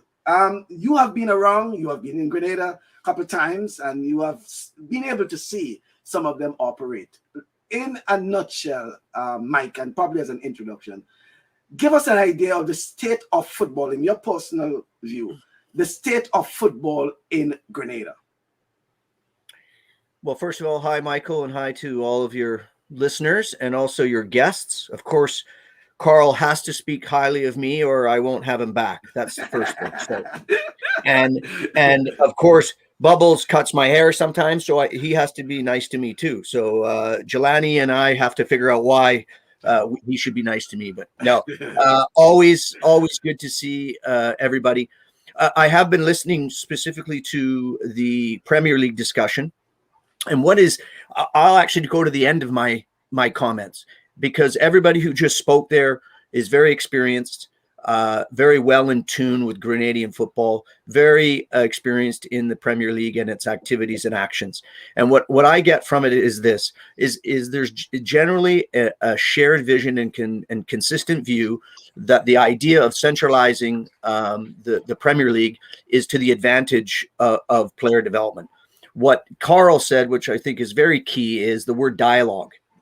There's a process that has to be undertaken. I don't think anybody should be thinking that tomorrow morning we wake up and every game is going to be in the National Stadium, the Karani James Stadium, overnight. But what we do need to know, and we need to be honest about, is what is the objective? What is the objective of Grenadian football? Is it domestic importance? Or is it a combined effort of domestic importance and success that will drive national and international success? And if you are not going to centralize and bring what I believe the most important thing is to this is standard-based league activity. The reality of the Premier League in Grenada at this moment in time, and I've spent a lot of time in Grenada. I have been there twice, but I was there for long periods of time in both times. So I got a very good idea of exactly where we stand. And I think what we have to be aware of is we need to raise the standards, and the standards have to come from, number one, coaching standards. If without coaching standards and a goal of all of the coaches is to become better, more experienced, and experts in their vocation, you will not have better players. Full stop. And that is not a Michael Finley comment. That is not a Grenadian comment. That is an international football comment. So coach development will drive this. And the way you do that is being able to introduce standard-based league activity. I've been involved in numerous developments and creations of standard-based leagues, and they are now thriving. And I can tell you this can happen in Grenada too. But that is a process. And that process has to come with dialogue, as Carl said. It has to come with relationship building, as Jelani said. And it has to come with the focus of what the number one idea is. And that is, as what Bubble said, is it has to be a player first mentality. And what I want all Grenadians to think about, and what I want the GFA to think about, is, are we making all of our decisions on a daily basis with the player in mind first? And that is a challenge, because there's lots of sacrifice that goes with that.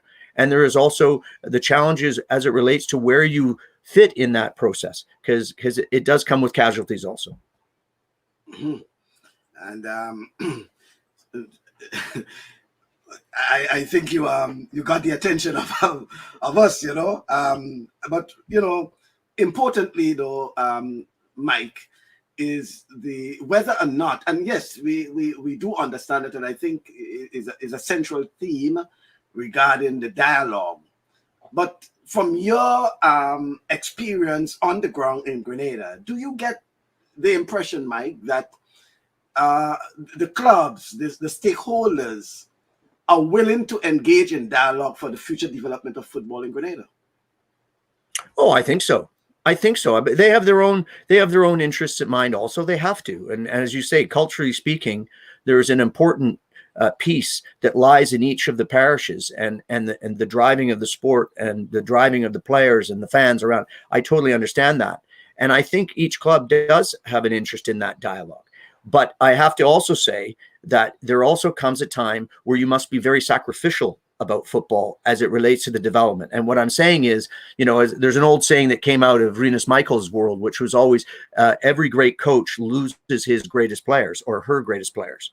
And we have a tendency to find ourselves to have our own agendas when we're in football, when we work for one specific club or one specific organization. And it takes time, and it takes a certain mindset to be sacrificial and know that the best decision at this moment in time is either to push the player on or to push the club on as it relates to that player. But I still feel very positive and optimistic that each of the clubs within the Premier League are very open to having discussion with this. And I think it just comes down to setting out that process and being able to build the next steps into what happens as it relates to the Premier League. Because as I said, I sound like a broken record, but at the end of the day, unless we are serious about establishing a standard-based league for Grenada, you will not see the successes that I think are possible for Grenada based on what the talent is on island. And talking about talent on island, Mike, you certain that, and very optimistic, I believe, that we do have what it takes to be on the big stage. But as you said, it's a process. Do you think we do have it? Oh, yeah. Listen, I think every location in the world that plays football has talent. It's how you nurture that talent. It's how you ID that talent. And it's how you evolve that talent. And there's no doubt in my mind, there's enormous talent in Grenada. But it needs the right atmosphere, and it needs the right coaching. It needs the right competition structure, and it needs the right vehicle to move those players to the next level. And Grenada is no different than many countries. Let's just speak about the CFU and the CONCACAF. If you look at the advancing countries within our region, they have a high degree of export as it relates to their talent. but that talent had to be identified and nurtured first within the domestic position. So you can't do that without the appropriate, as I say, standard-based ideas of competition, your coaching development model, right? Your opportunity to compete, your opportunity to put the best with the best and compete. So the next stage of that would be that exportation. But you must begin that process within your own confines and within your own domestic environment. Yep. Well, I guess as much as well. I want to come back to you in a while to a little on the Gold Cup, even though we had knocked it off already. But there's also the Nations League, as we agreed to talk about as well in terms of preparation. But any comment from you, Jelani? Your mic? I was having a little bit of difficulty hearing you. Could you just repeat for me? No, yeah, I was just asking you based on what Mike was speaking about there, if there's any comment from you regarding anything you picked up that was important from, Mr. Finley? I 100% agree in terms of the development. Like I said, our best league should be on display in that format for our football to move forward. And I believe there are lots of opportunities there, not only in terms of the right atmosphere and conditions for players to play, but also in terms of gaining revenue and further investment, catching attention, having material that we can review our games. Coaches can now assess how the teams play, we can assess opponents, and that type of thing. There's a lot more that comes from that type of environment. However, like I said, it's a process. I agree with him. And I don't believe that we are at the point yet where we can make the jump to tomorrow to start moving our leagues out of our communities. Like I said, I believe even in transitioning to the major league, we must find an opportunity for our players to have. There's a major ground in almost every parish, I would believe.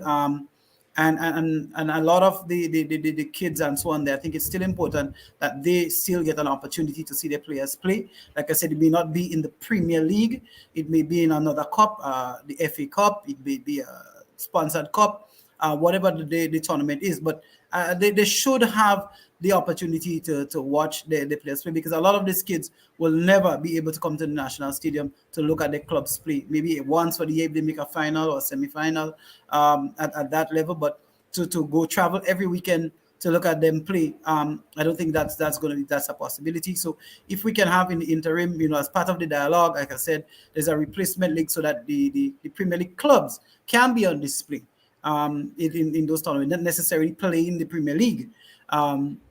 I believe there's an opportunity for compromise and clubs can move forward. Of course, there must be some support for the clubs as well as to assist with logistics and so forth. But Mike said something that I felt was really important, and what that is, the objective of our football has to be the player first, and their development, their safety, their security.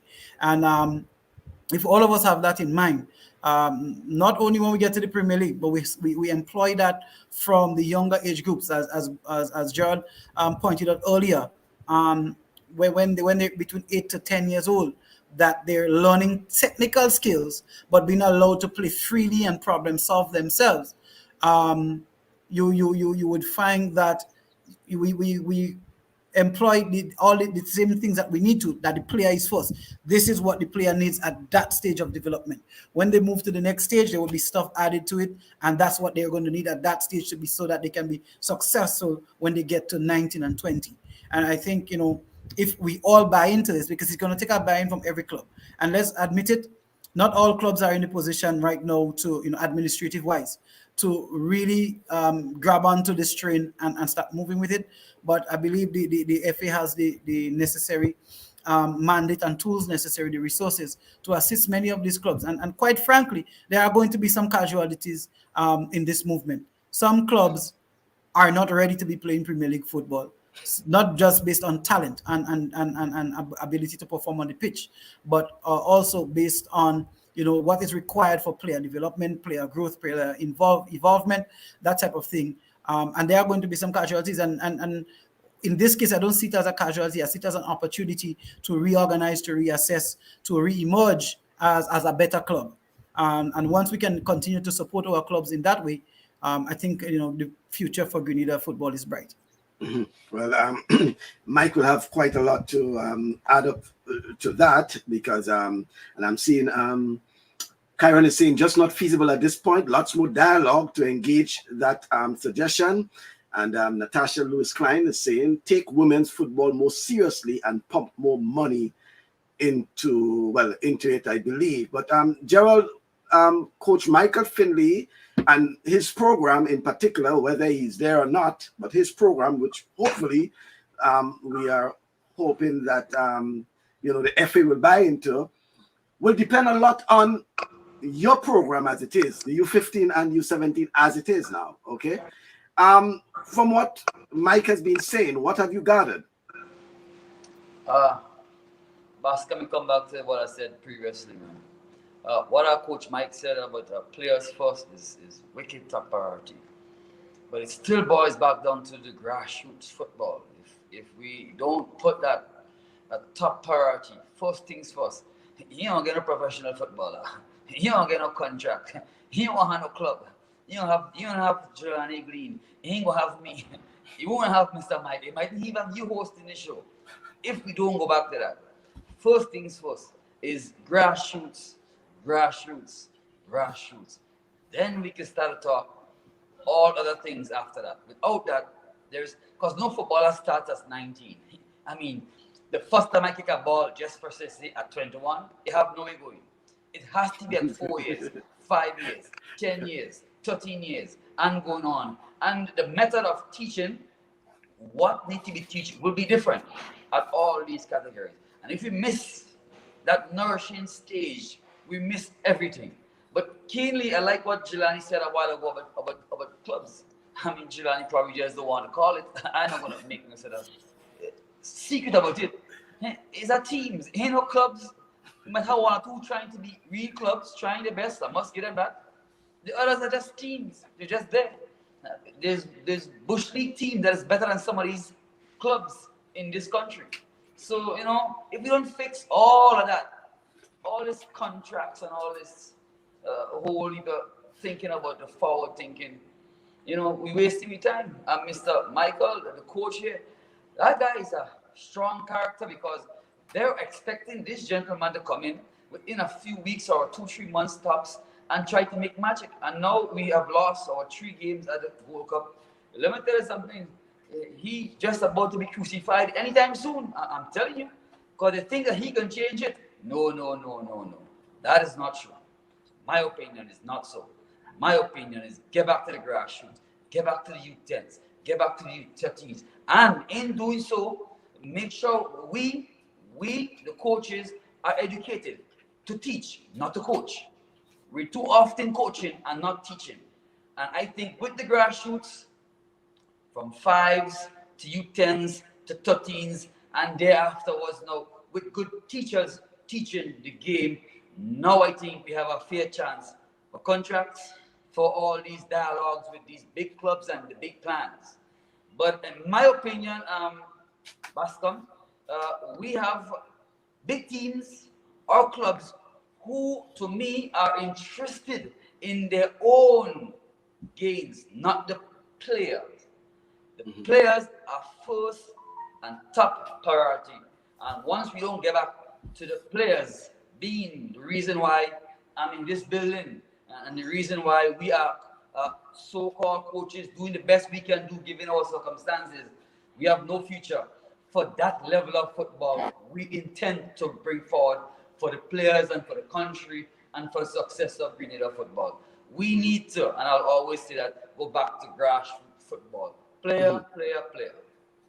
Well, my philosophy is that, and it's something I've developed within the last year, is that if there are two non-Grenadians, I should say, two non-Grenadians that I favored respect and wish that they can be indulged into the Grenadian sports program at whatever level. And not so much in terms of coaching, but in terms of mentorship, in terms of what they can pass on to, their charges. That of Coach Harvey Glantz and Michael Finley. And I say that for many reasons, and people may not. There might be some who don't agree, but, you know, I've known Coach Harvey Glantz, and for those who are wondering, that's Kirani James's coach, for the better part of a decade, okay? And we have had that personal relationship, and I've grown to understand Coach Glantz and what he means, not just to Kirani James, but for those who don't know, for the development of the sport in Grenada, wherever possible he wants to, even though he's not a personal coach of these athletes, to help them, to mentor them, to assist them. And I get that impression of Coach Michael Finley as well when I speak to him, and we have developed that sort of close relationship. And, you know, I always reach out to him, and he's always willing to give his input and his assistance wherever possible. And I am hoping that whether it's the GFA, whether it's Eagles, whether it's Paradise, you know, whoever can reach out to Mike Finley even after he has transitioned, because he said so already. That's why he has a local staff. He wouldn't be there forever. That they can reach out to him for his advice, for his assistance, because speaking to him, hearing him, speaking to others who have had interaction with him, he's all about the development of football in Grenada, and not so much for what he gets, but for what he can give to football. And as Carl Lee said in the start, his hope is that what Mike is passing on to the coaching staff can also be transferred to the clubs as well. And not, you know, so his concern, that was Carl Lee's concern, was that these coaches and them should be in a position at some point in time to pass on what they have learned from Mike to their charges as well, to the other clubs and things like that. So I want to use this opportunity to thank you. And I wish Carl was in, you know, at that point in time. But Mike, I'll give you a point, because, you know, it's important that we look ahead as well. We talk a lot about the development, but we have some, you know, we still have some challenges ahead. We have the Nations League, you know, and definitely we hope that we can see a better showing of Team Grenada. But let me get some comments here. Brilliant definition between teams and clubs. Years back, Sporting Club was the body which hosted the Whitsuntide Games. Why? Clubs have structures. Teams have strollers. Karen Batiste, yes, Gerald, say it again and say it louder. You don't get the grassroots programs right. The kids come on scholarship here in the US. They're already 10 steps behind. And this is reality. I've been through the system and seen it. Well, Kyron is actually basketball, aka basketball. So he has an idea. He has been through the system in terms of basketball, scholarship, etc. And Natasha said, Mr. Chess is really trying with Assams, that's Assam Paradise, and then feeding the clubs with footballers. His development program is amazing. St. Andrews, Vanguards is all about players' development. So that probably is a club as well. Mike, looking ahead, and then we'll get, obviously, Jelani and Gerald will come in again. A challenge ahead for us, the Nations League. Probably many people thought that after the World Cup, after the Gold Cup, that's the end. But we still have some more football for Grenada, and challenging as it is, because Grenada is in a higher league, I should say, in the Nations League. So it's a playing among the likes of the Jamaica, etc., etc. Tell me about what will we expect within probably the next few weeks. So leading up to real preparation for the Nations League? Yeah. Well, first, a couple of things. Just going back before we go on to preparation for the senior team and the comments from Bubbles and others of your viewers, and when they relate to grassroots programming. I think it's very important to understand that grassroots programming, as important as it is, it also needs to be delivered in the appropriate manner. And Bubbles makes reference to the teaching component, which I think a number of people miss. And I'm not talking just Grenada here, okay? And I will say that one of the reasons that I think I was approached and I was brought to Grenada was the successes that we had within our Canadian system, and it is topical as you see some of the successes we see with our men's team, and most recently our women's team's gold medal performance in Tokyo. This is 12 to 15 years ago. We rewrote grassroots programming in Canada called long-term player development, and now we are seeing the fruit being picked. And this came with the reorganization of grassroots football, first and foremost. Age-specific training, age-specific coach education, and age-specific activity. So now we were going through a process where Bubbles makes mention to where you were applying adult mentalities to children rather than taking the children's mentalities towards the adults. So that is a very important point of our grassroots football initiative in Grenada. It has to be free play. It has to be structured. It has to be appropriate to the age. And most importantly, as Bubbles refers to, it must be a teaching component rather than a results-based training component. Okay, so that would be my comment on grassroots football. As it relates to preparation going forward, that's another area that we have to overcome in Grenada. When I've arrived, one of the areas that I became it became very apparent to me is we were running our programs on an event basis. And what I mean by that is, as you just said there, Michael, World Cup qualifying, Gold Cup is over. So that's it. What happens, rather than looking at it as a program, and the program has a pathway, it has a journey. And at the end of the day, there has to be moments that we review and see if we're moving closer to our final objectives, right? And so in terms of how we came into the program, I always had set out that this was not about 2022 specifically. It was not about the 2021 Gold Cup specifically.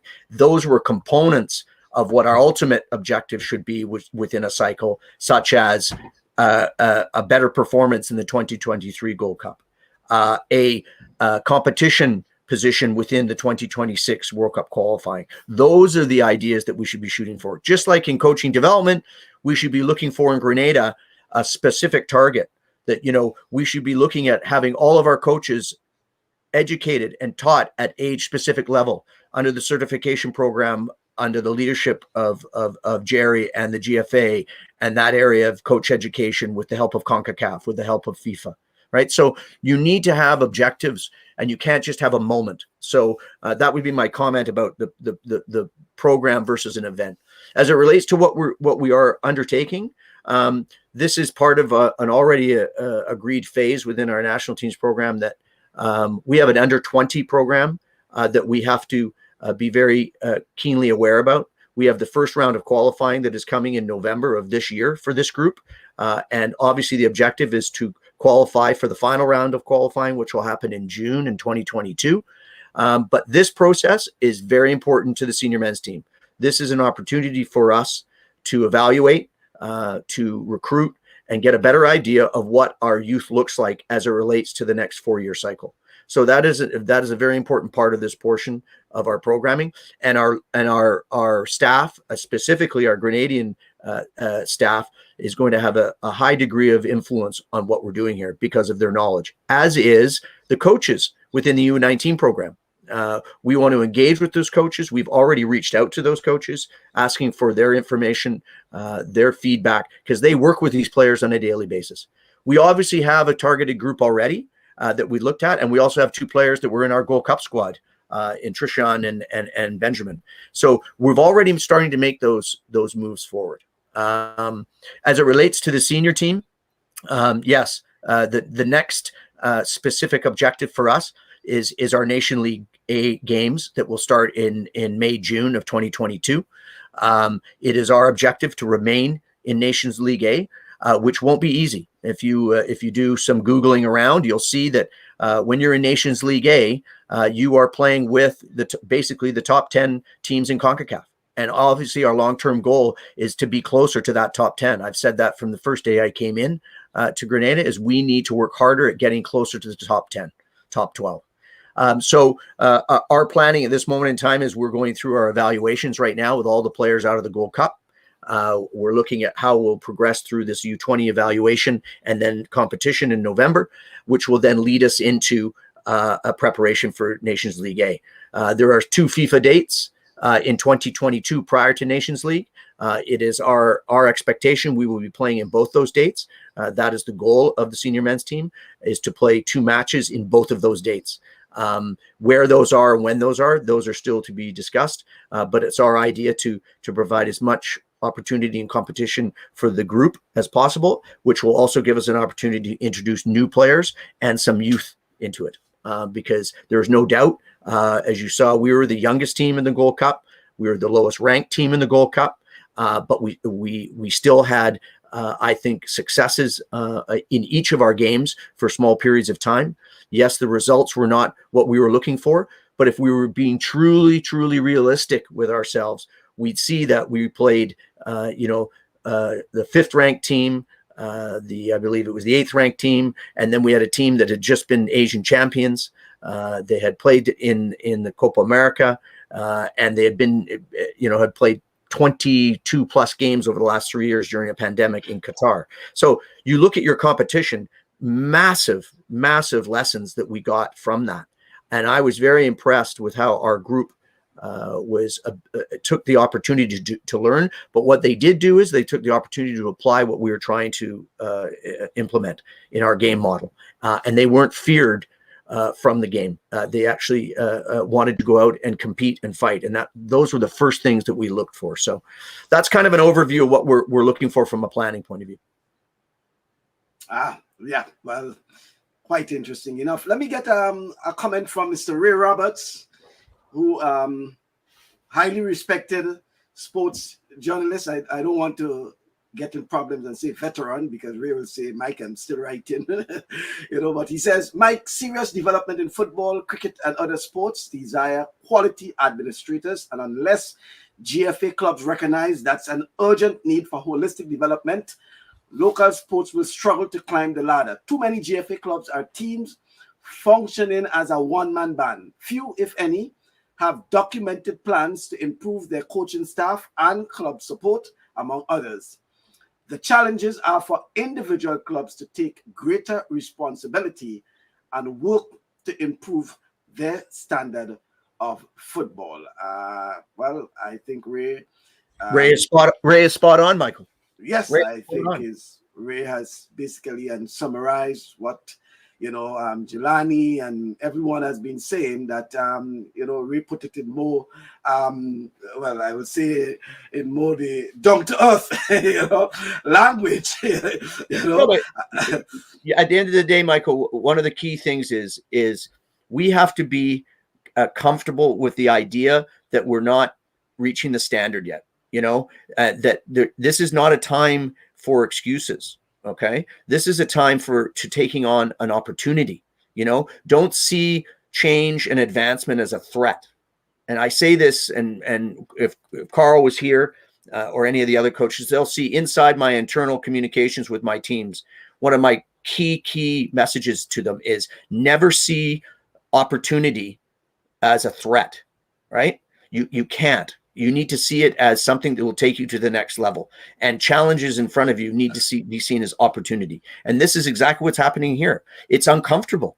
Bubbles will tell you, Jelani will tell you, sometimes it's very uncomfortable to be able to look yourself in the mirror as a coach and say, did I do the best job today for the player? What do I need to do now to be better? And that's sticking your head out a bit, and you're going to get slapped around. There's no doubt about it. And so it's being comfortable with that, to know that every step you take, we're going to be better at the end of the day. And if you want to use the senior team as an example, I can 100% guarantee you, and Carl can tell you, I 100% guarantee you that the Grenadian national team is better today than it was prior to the Gold Cup, prior to World Cup qualifying, prior to their qualification, because you're taking steps to advance the standard and the professionalism. Jelani, I know you have quite a belly full. I quite agree. I think we've made a lot of the salient points and regurgitated them a lot and chewed on them some more and spared them back out. And I think the general consensus is uniform across the board that we need development. We need focus at the grassroots level, but that in itself must be structured and must be conducted by persons who are also looking to improve on themselves and their ability to deliver a program. Then we can see some improvement in our technical abilities and so on, and player professionalism and that type of thing. And we progress as we go up the ladder. I think it's like I said, the national team, in my personal opinion, performed better, way better than my I'm being very realistic about that. When you look at the team throughout the qualification process, and you look at the types of the quality of the opponents that we played and defeated throughout that process, and you assess the game and you keep on asking for improvement in certain areas. I can recall my very first conversation with Coach Finley. We were having a meeting of the Premier League clubs, and he made a presentation there. And my number one question to him was, coming in as fresh blood with the national team, what was his the number one weakness he saw in the players, and that he would we would need to correct immediately, and he would need the support of local coaches and so on to help change it. And I remember him clearly saying that area was technical ability, especially in tight spaces. I don't know if you remember that. And you look at our performance in the Gold Cup, and I think that still remains the number one priority for our coaches. But then ask yourself this: how many of our coaches have reached out to the administration or to the coach or to other platforms to understand what exactly that weakness is and what they can do to help their players to improve in that capacity? And I'm sure the answer is not very much, because everybody's still focused on winning a championship trophy and putting a few dollars in their pockets and beating their chest and say, yeah, we won, we're the best in Grenada. You might be the best in Grenada, and that's as far as the best goes. Grenada, Carriacou, and Petit Martinique. You're not the best to go south to Trinidad, you go north to St. Vincent. And I don't think that's what we're trying to achieve here. I believe that we put our investment in the right places. I think the coach is doing a fantastic job with the team and trying to prepare and develop. But like I said, you can bring the marketable names in the world, the Pep Guardiolas and the Jurgen Klopp and all the others to come in and coach.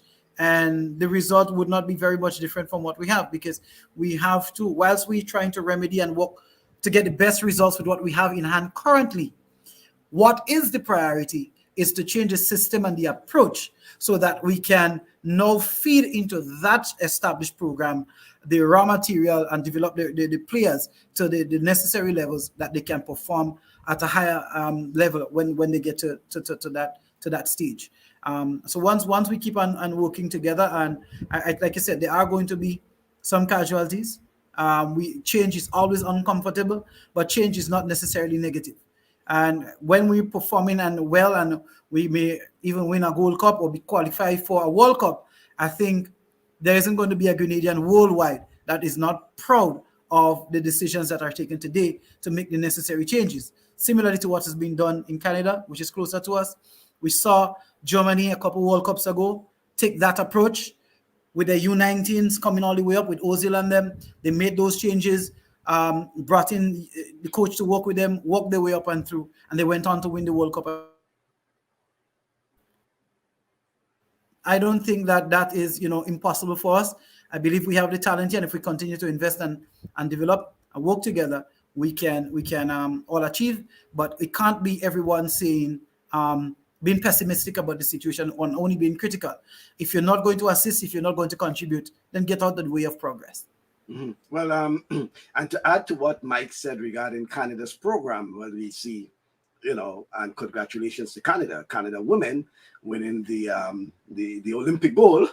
It's all part of that whole program he has been speaking about. It's bearing fruits now after 10, 12 years. It's an investment, and it's also a process, because as you say, Jelani, and I think Bubbles also said that sometimes we want the quick fix.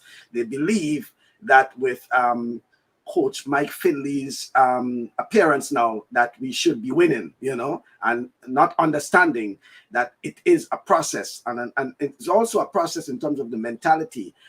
Folks, I know we're running out of time, but I do have some comments that coming up there, and then I also want us to get some closing remarks from you.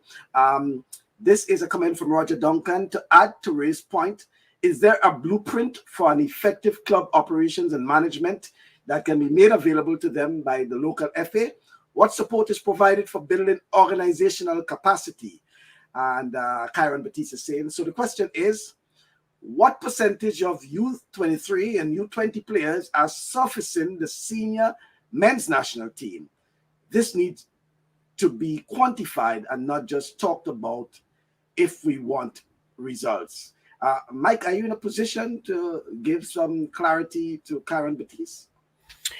Yeah, sure. Yeah, I mean, I think the quantification of the squad is quite easy, because we've made great advancements in that area. When I entered in, that was one of the first things I did, was a deep dive on what the squad looked like. And the reality is that first and foremost, we had a limited squad. And let's remember, we have to applaud the previous administration and coaching staff and those players, because they got us into a position that we're now competing at events such as Gold Cup. But they had limited players to deal with. And that success was going to struggle long term. There was, I think, under 30 players that were actually active in the men's squad, and that age also was far and above what the key age group is that you need to look towards.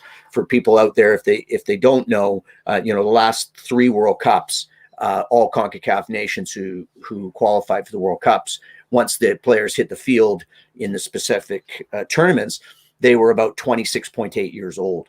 Our squad was over that age group. We were like 27.9 or something like that. I don't have it right in front of me, but we were older than that average age, which was a problem.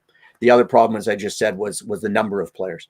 We in preparation for Gold Cup, we had to submit a list of 60 players.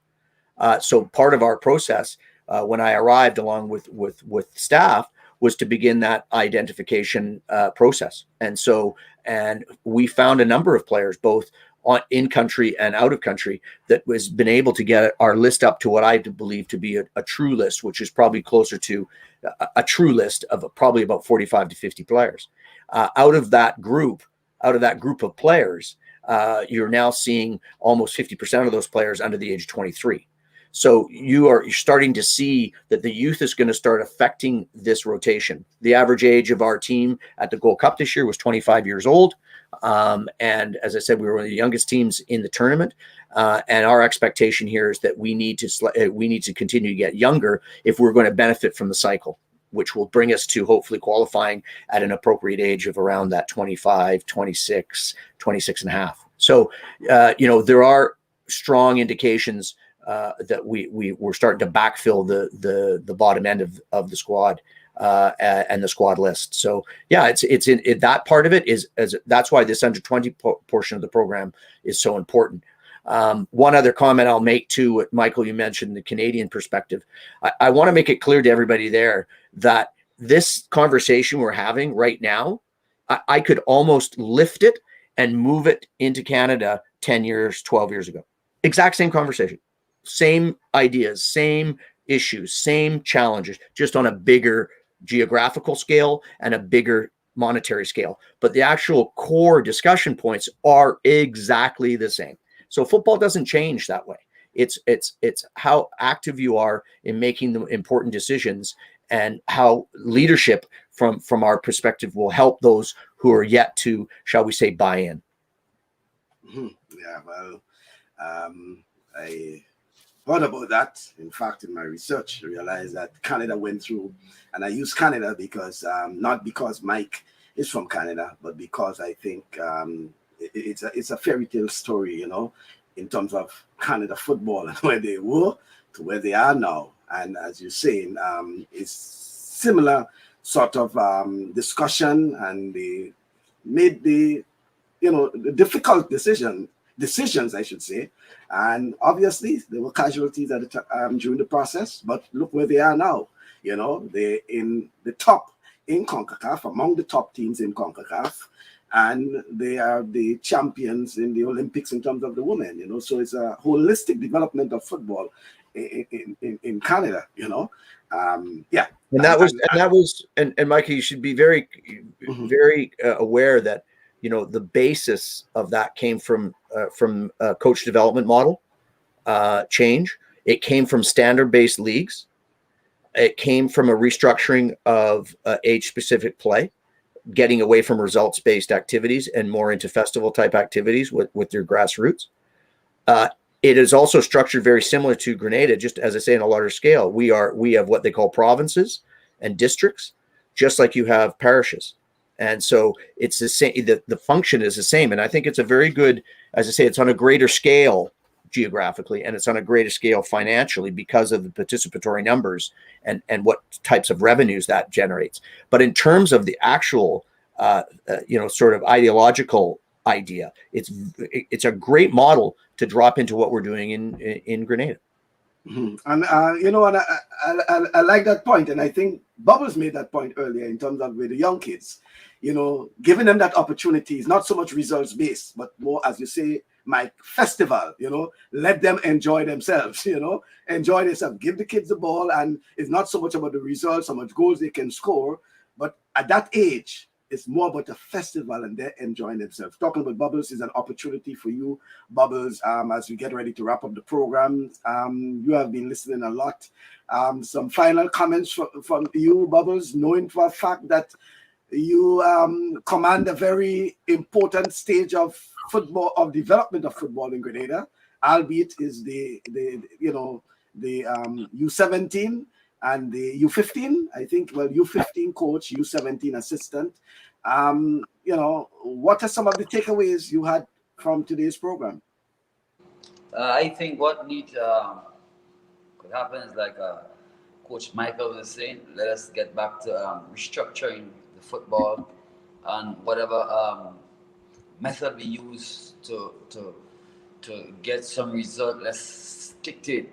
And those who need to play the role of responsibility in that process for development, allow them to play the role and responsibility. Instead of you set the stage for it to take off, and then everybody else gets in, and who's going to pull and push. Let's get out of that. And this is because directly I can tell you as a coach at the youth level, that's what affects me the most. And you just set something in tone, and everybody put it apart. So we need to get back to the table. Matter of fact, not the table, when you put things in place for the development, allow it to take its process, then you can judge it when it happens at the end. Not while it's happening, you're playing around with it. That's not the way we should go. Allow whatever is put in place, whether it's from the grassroots, 15s, 17s, national level, and let it take its course, and let's see the results from that. Then we're able to judge people. That's what I think needs to happen for the football. Mm-hmm. And Jelani, who started the program, Lee, some comments from you? I think based on all that we've discussed throughout the program, and thank you again for having me on and sharing me with, my ideas and thoughts with, the likes of your other guests. I want to say that we can have the best plans, we can have the best ideas, the best coaches, the best personnel in place. But unless we commit to execution, we commit to the changes that are necessary, we commit to honestly looking ourselves in the mirror, whether as fans, whether as business community support, whether as government support, whether through the FA and administration, coaches, clubs, medical development, officials, all the way through. Unless we can take an honest look at ourselves in the mirror and ask ourselves one simple question: are we doing the best job that we can do in the best interest of our players? And I think a resounding answer would be no. And therefore, let's have the dialogue. Let's continue this. Let us commit to a change, to a plan, And let's not condemn and criticize the plan before we get the result. Let's commit to it. Let this run its course. Let's go through the process. And maybe in 10 to 12 years' time, it'll be Grenada's turn in the Olympics. It'll be Grenada's turn to win the Gold Cup. It'll be Grenada's turn to qualify and participate in the World Cup. Thanks again for having me on, Mike. Okay, it has been a pleasure. And finally to Mike. And Mike, before you give your final takeaway here, I want you to, what sort of message do you have to local footballers, the locally based footballers, regarding their state of mind, their level of preparation, readiness, in anticipation probably of a call-up? Not most times football team, national team, complete a tournament, as in the case of the Gold Cup, everybody returns home and is just back to the status quo. But if you have to send a message to these players, and all that you said there in terms of the Nations League, etc., what message would you send to these players who are back in Grenada, maybe listening, or probably may listen at some point in stage? Well, I think the number one message is that at the end of the day, you are responsible for who you are, and you are responsible for the actions that you take. So my point to them would be this: take responsibility and commit to those actions. Just because you're not playing necessarily in a full-time professional program at this moment in time, the hope is one day you may. But if you're not, that doesn't mean you can't have the same mindset, and that does not mean you can't have the same commitment. And the reality is, currently in Grenada, a vast majority of the players' development and the players' activities are their own responsibilities. They're on their own, right? Because we don't have full-time programming and we don't have full-time team training. So they need to take that very seriously. And that comes from a 4-pillar type approach: their technical activity, their tactical knowledge, their physical preparation, and their social activities. And in that social ability activities, that's all of the things such as diet, nutrition, those types of things. They may be simple, and you may think, oh, those are standard. But I can tell you right now, those are areas that need addressing, and specifically at the youth levels. And I think those are the questions. Those are the comments I would give them, along with the idea that you don't have to look very far to see what is possible. I'm going to use Romar Frank as a prime example.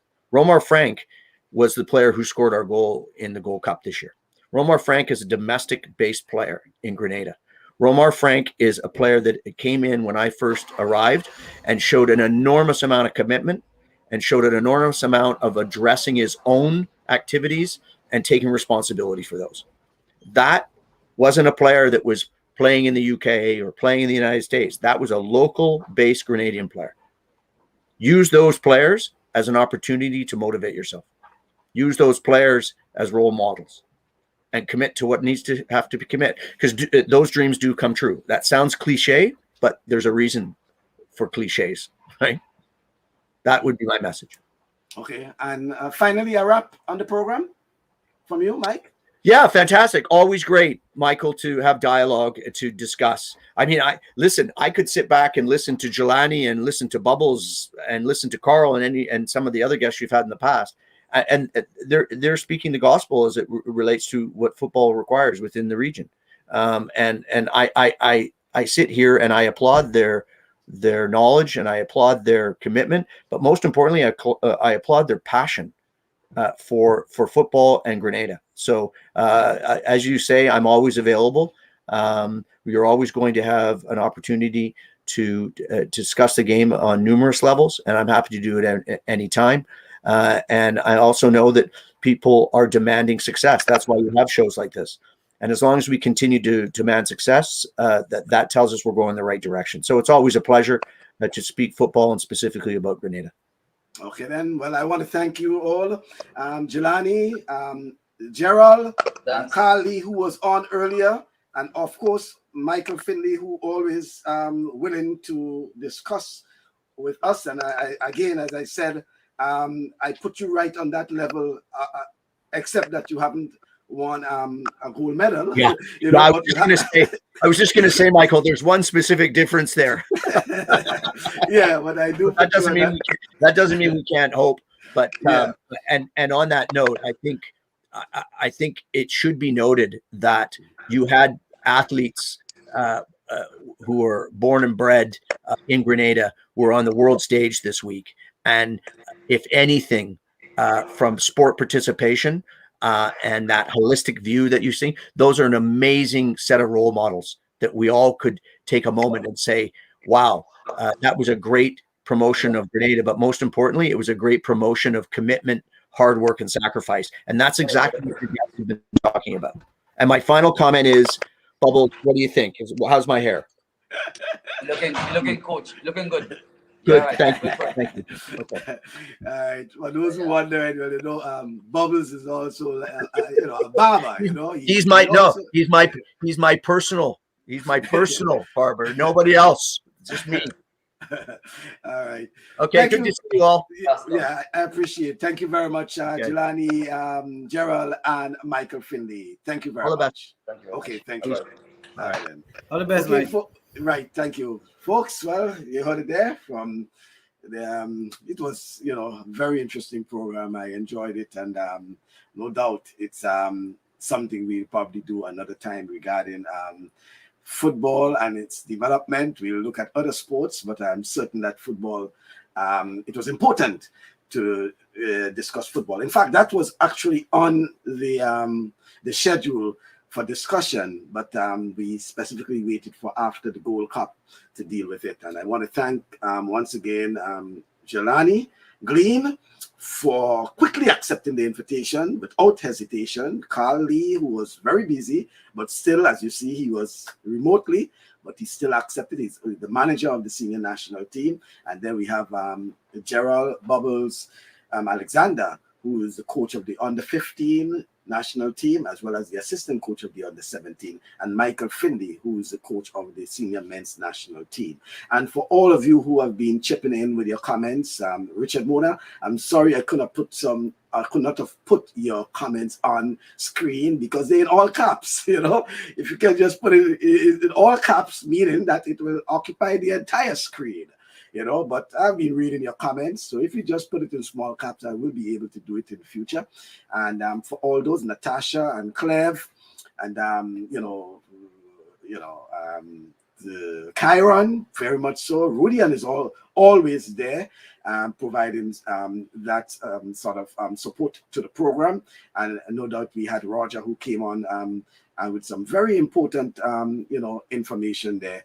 I thought it was very engaging, and I want to thank all those who made their contribution. Ray Roberts, for example, who give us something to think about, and I thought it was well in place. Okay, thank you once again, folks. The program on Thursday will come from another location.